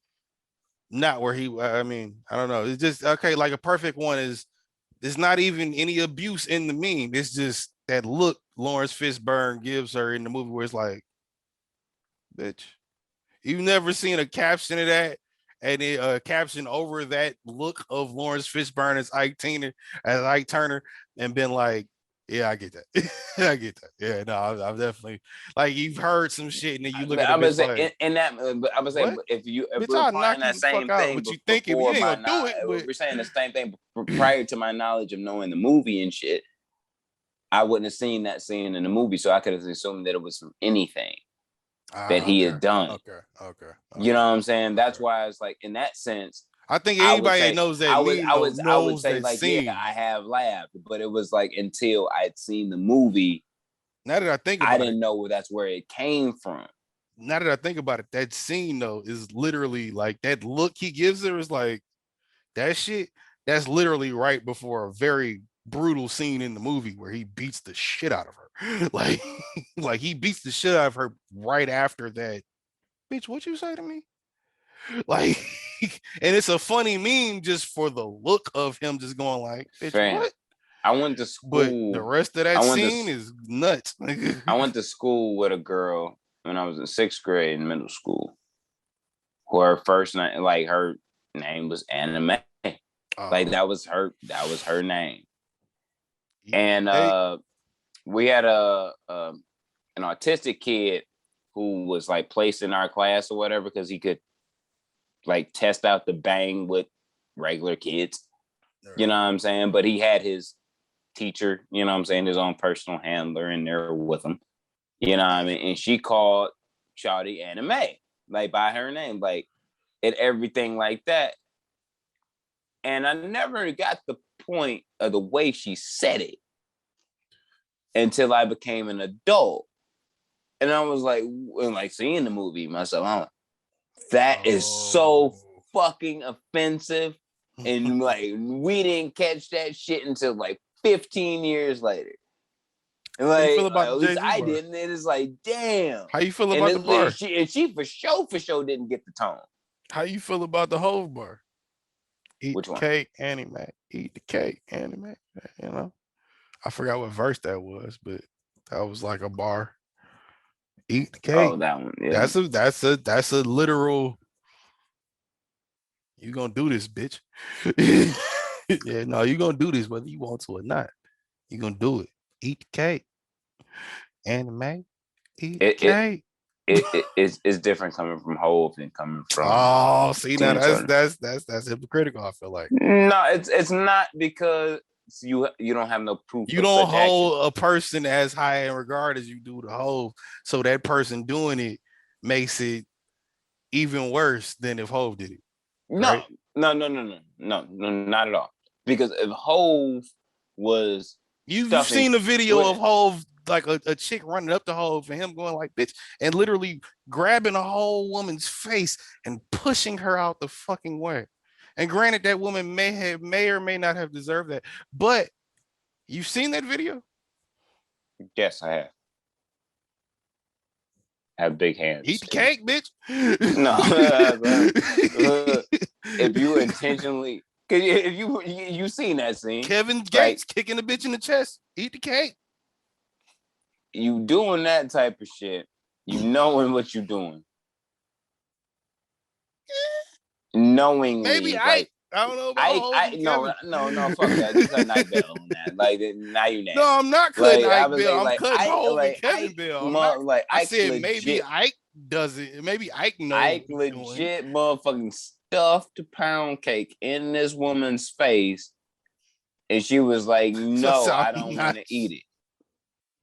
I don't want to eat it." Come on, eat the cake, anime. Come on, The scene is kind of funny now that I think It's about it. not funny at all.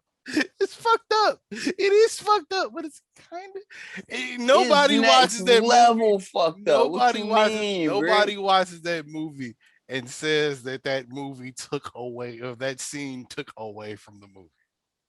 No one's gonna say that it added to the Nobody. benefit of the movie. I didn't either. say it did either. I just said great scene. Look, fam, you never seen Jay, Dane, Kanye, Memphis Bleak, Emery, Tata, anybody even associated or even been near motherfucking Rock Nation, Rockefeller, like Rockefeller, anything of the sort, where these motherfuckers or like are putting together and they're like, yep, we beating bitches. Or we got the bitches. Rockefellers did beat bitches, but okay. They also had a lot of incest going on, but we're not I'm gonna about to talk say about them. You brought them up. I was trying to cut him a little bit of bell, but you were right. You were right though. I mean, but yeah, everybody knows. We've been white hating this whole episode, so it's like I'm trying to get away. And they're probably the last ones we want to piss off. But I mean, you know. Hey, and if you're watching and you're a fan, nothing personal. I'm making a joke. I ain't afraid. That's what he said, though. I ain't say that. Nigga, I float on radio waves, nigga. Fuck you. Okay, anyway. That's what he said, not me. Nigga, float on radio waves. I'm more than willing to join the family. Conan, I ain't gonna fuck my cousin to do it. But Conan of all Conan, let's let your coon cake fly. No, I need some Jewish friends, sir. I don't know about you. I need some. Look, fam, I'm already Jewish. Well, you have fun with that. I don't know how that works out, but you have fun with that. Me, I'm trying. I'll fuck around and turn it. If you wear a yarmulke, does it automatically make you Jewish? Don't be surprised if my next white chick is Jewish, and don't be surprised if we get married. That's all I'm gonna say. So you can marry a white woman anyway. Hey, but if you catch me in the yarmulke, don't be surprised. No Jew's gonna accept you. Maybe not on the surface, but they know my heart. No, they don't. They know your name. My name is whiter than most of theirs. Your last name is Vanderhoosen. Right. Their last name is something that I can't pronounce, and I'm not gonna try to because it's probably be offensive. look, fam. If you're trying to marry into the Schlitzes, like that's okay. That's fine. That's all right. I always picture myself as more of a Goldstein or something, but okay. Nah, you a Schlitz. It's not gonna be like a Steens or a Bird connected. Hey, to if they yours. own the mall liquor, then if they own the mall liquor, we might be good.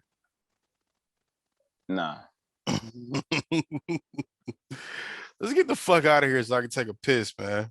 All right, man. I don't even want to do Lil Duval no more. Lil Duval think you niggas, he think Lil Baby is Jeezy, and he think the baby is Ludacris. And according to him, just to top it off, I'll give him the Lil Baby thing. Yeah, I don't know about Lil Baby. Baby. No, I would say the Baby Ludacris. Yeah, I'll take him that. I'll give him the Lil Baby Jeezy. I don't know if I'm giving him the Baby Ludacris. No, I wouldn't give him Jeezy. No. TM101, Lil Baby right now. Nigga, the vibe. Oh my god, the vibe Jeezy? that 101 gave from the whole. Have you from not Atlanta been paying all the way attention to the numbers this nigga's out? Have you not been paying attention to the numbers this nigga's I don't give a first fuck album what still on the charts? I don't give a fuck what the music is doing as far as numbers, nigga. The vibe, that. I feel like that's really. I feel like he got that shit on lock. Did There's not a nigga in Atlanta. There's not a single artist in Atlanta. Did you listen to that nigga album? I don't give a fuck what niggas in Atlanta is saying, bro. I'm talking about. I'm not saying about what they saying. We gonna champion Bodie. We gonna champion Big Sean. We gonna champion and we gonna champion Royce. We gonna champion our niggas. So it's like what we saying don't matter. What that vibe is doing. Yeah, and I think Lil Baby's vibe coming from Jeezy? Atlanta. I think Lil Baby's vibe coming from Atlanta right now is exactly similar to what was coming out of Atlanta in the early 2000s. I think that nigga got that much impact, period.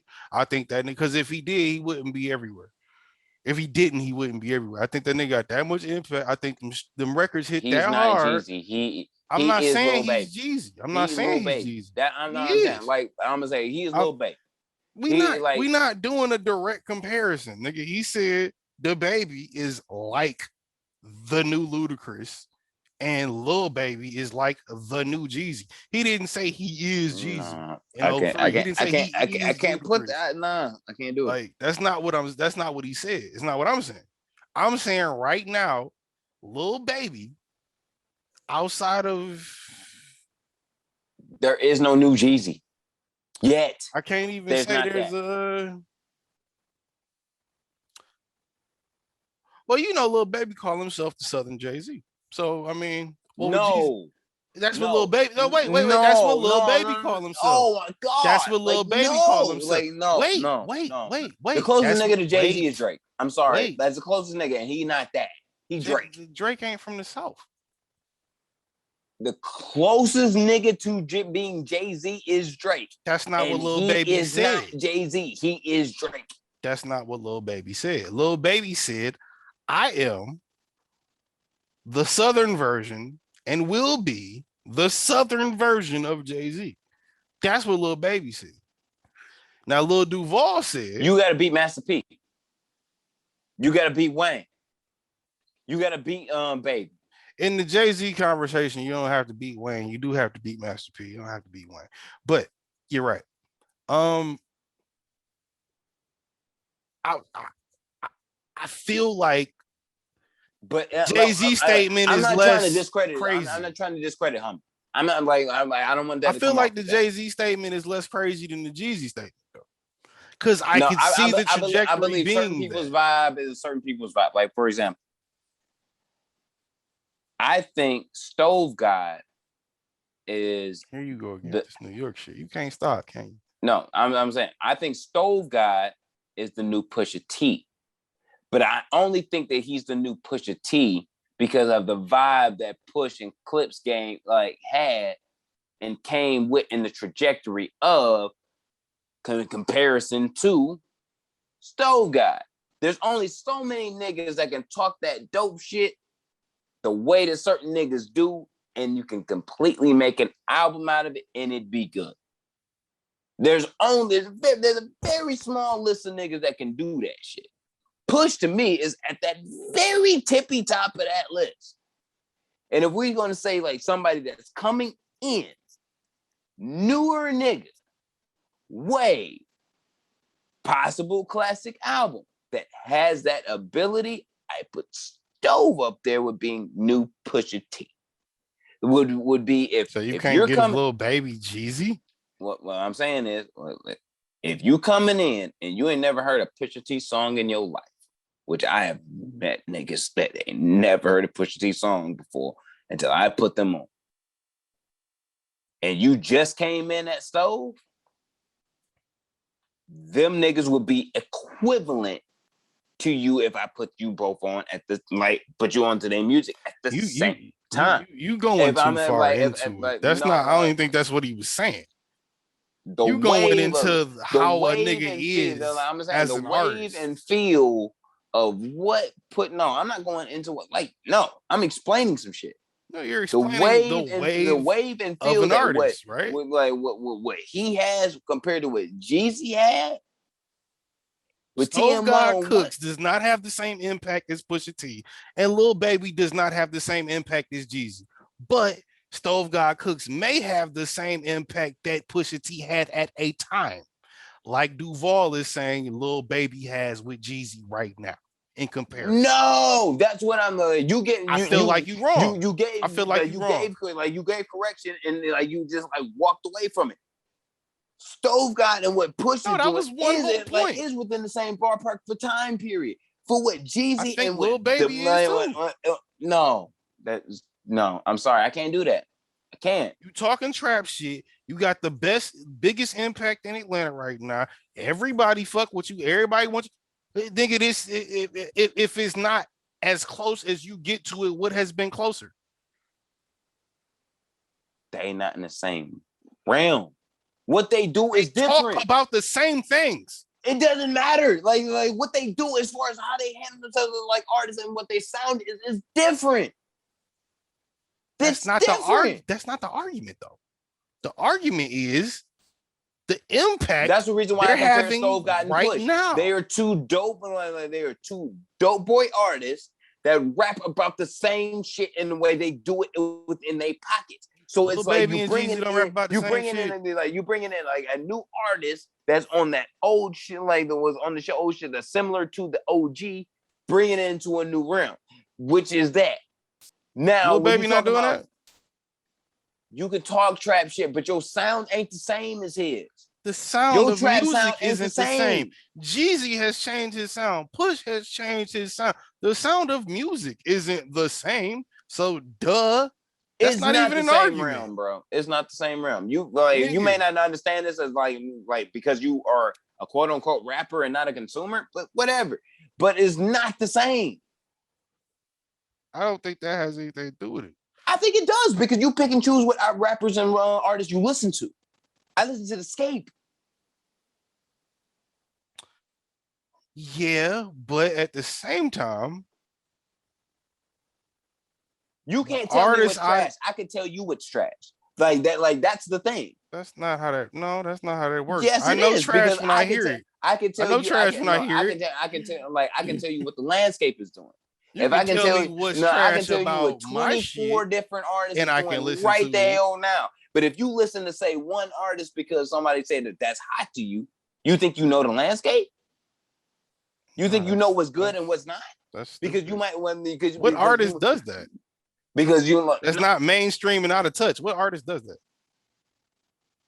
Nigga, you don't listen to music outside of your own. That doesn't mean I don't know good shit when I hear it. You I know don't have to listen to everybody's new. Fuck, if you last listened to a B-side, a whole album. We talking about like, and we talking about somebody that's not. We talking about somebody that's not fucking Eminem. We not talking about Marshall. We ain't talking about Sean. We ain't talking about Royce. We talking about somebody else outside of that legendary realm. When's the last time you listened to a whole project?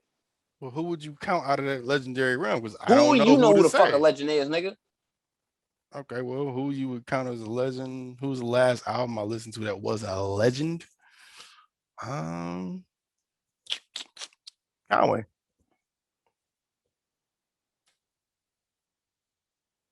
Conway. Which album? All the way through. No skips. You will listen to the whole bitch. Start to finish. La Maquina and the Harry Fry shit.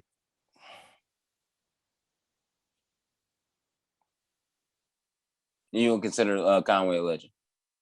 Not yet. He's a great rapper, yes, but a legend? No. All right. Nigga's been around like 5 years. No. Yeah, but has more work in comparison to most rappers. Well, it's a lot of niggas with a whole catalog in a computer. That don't mean shit. Yeah, that don't matter. I'm not talking about cataloging your computer, nigga. Who gives a fuck about your computer, nigga? Your hard a lot of drive, niggas with a whole catalog out that don't mean shit. They ain't did shit. He has a catalog out that is worth something and is great. And we can arguably say that almost every project that he's done is a classic. So I haven't listened to every project, but the two I've listened to multiple times, I might give you that. So, but legend right now, no. But you saying, all right, look, but what are we saying? 2 projects, right? You listen to 2, you give it a meh, possible. I can say another third that you ain't listened to is a definite. So you're saying subjective. 3, what I'm saying, 3 possible classics. You only been around 5 years. What you saying? You ain't a legend? No, that's not how that works. That's not how that works. That's how that works for some people. It's different for everybody. Like you said, you in that situation, that is an artist consumer thing. So yeah, in that situation, yeah, you are in a better position maybe to say, and because you know the catalog better, you're in a better position to be like, I don't know. Whereas me, I'm like, what I've heard, yeah, it's great. But am I putting you up there? Not yet. I'm not saying I won't, but not yet. The only person I do not give legendary status to in Griselda is Benny, is because he does not have as much work as Westside Account. That I can legit do you think that makes him a lesser caliber of a rapper though? No, I believe he has a lesser catalog. He doesn't have an extensive catalog. That's crazy. No, I believe he doesn't get legendary status because of that, because I can't determine out the gate from what he has released as being classic, like Tana Talk 3, 1000% classic. Plus I met 1 and 2 classics. In my opinion. Yeah, but even though Andre 3000 is a legend, nigga, everybody in that box, that's different. Let me finish my point. I'm not doing nothing. I ain't finished my point. We all put Andre 3000 in a box, but there are a lot of niggas like Andre 3000. A lot of great niggas like Andre. I'm done. We done cooking for the day. Now you bugging. Is it not? Now you bugging. You done lost a lot of great rap. You done lost your motherfucking mind. You just tried to tell me. Is Royce not one of them? Is Royce not one of them? Royce isn't Andre. Like he's not. Yes, but they're not like. Dog. I'm not saying direct. Why you keep saying? I'm saying directly like another artist. I'm not saying directly like Royce. I'm saying Royce is one of them niggas in that box of 3 stacks where, not that you don't have a solo shit, but you're a fucking icon. You're a great, you're GOAT. And everybody doesn't know or really look at it or respect it like that. It's a lot of niggas in that box. So you saying that motherfuckers don't respect Andre? I think it's some people that don't know the respect he deserves. Yes. I think it's some niggas that see him playing the flute in the airport with gray hair and looking homeless and think that he's not Andre 3000. Yes, I think those people exist. Scroll past those tweets. They're not. I think they're stupid. I think they're not meant to exist. When I see Andre wrote this fucking airport with the fucking flute and shit, it's great. And I seen all that's this. Amazing. Who's this guy? And I'm just like, you know what? It's not for me. Like y'all niggas are not on my level of what I know about Andre 3 Stack. And there's plenty of people that don't have a fucking clue. Like I said, those people exist. That's all I'm saying. Those people do exist. So that plays into what the point I was making before. I'm not talking to like if you haven't been listening to hip hop like legit, that's your source of life for 15, 20 years or more. You not talking to me. I'm not talking to you. Yeah. We not in the same box. Like at all. You can't tell me like I've seen some shit now. You've seen some shit now. My cousins and like is older than me, 15, 20 years older than me. They seen some shit now. You can't tell me because you done seen Lil Baby make a fucking single that you seen some shit. And you can compare him to Jeezy? Shit. I don't think that's the point he's making. Like I said, I think you taking the comparison a little too far. But I really have to urinate, so I really want to get to this last point so we can get the fuck out of here. The last point Duval made, and just so we're clear, you don't think that's true, right? At all. And you do think the baby is more like Ludacris than Lil Baby is like. I buy that. Yep. That's something to dive deeper into later. But the third thing Lil Duval got into, which I think is a great way to cap off this episode. And before I get to what the rules are in this situation, gotta ask you this question. Would you marry Wendy Williams? Yes or no? Never. Never. Okay. Now, if your question. Why the fuck you even ask me that question? Wait. You say no. You say never. But the rules are in this situation to marry her if you did want to marry her. If you did, you got to fuck her every day. You got to suck her toes. No. And you can't cheat. No, I'm a cheating motherfucker. How many of you niggas gonna do? This is Wendy we talking about. It's a lot of bread on the line. It's a lot of love, a lot of realness, a lot of real New York black womanness. And probably, even though she looks like a horse's foot, some good pussy. Shout out to you ladies out in New York, because if I'm going that way and I'm going any type of way, like East Coast New York, that one's gonna be Dominican. I'm sorry. Like they're like, sorry. Like if Wendy threw it at me, I'm not turning it down. Because you're a disgusting motherfucker. I've seen who you saying. Fuck. Like it's like, yeah. If Wendy was I've seen you really like you really fucked a bitch that's like come back to the hotel room. Like that has happened before, but hey, if Wendy hit me up and was like, yo, come back to the hotel room, I'm gonna run in the stable, my nigga. You feel me? I've told you just like I'm gonna tell you just like I told George, you have no pride and you don't love yourself. Like that's just disgusting. Pride goeth before the man's fall. But if I'm prideful of where the fuck I'm stepping, nigga, then I ain't gotta worry about shit. Right. That came all right off the dome.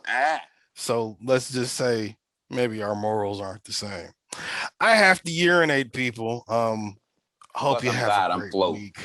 Huh? Step. That's a plus. I'm a god. I float. I don't walk, nigga. Peasant ass niggas.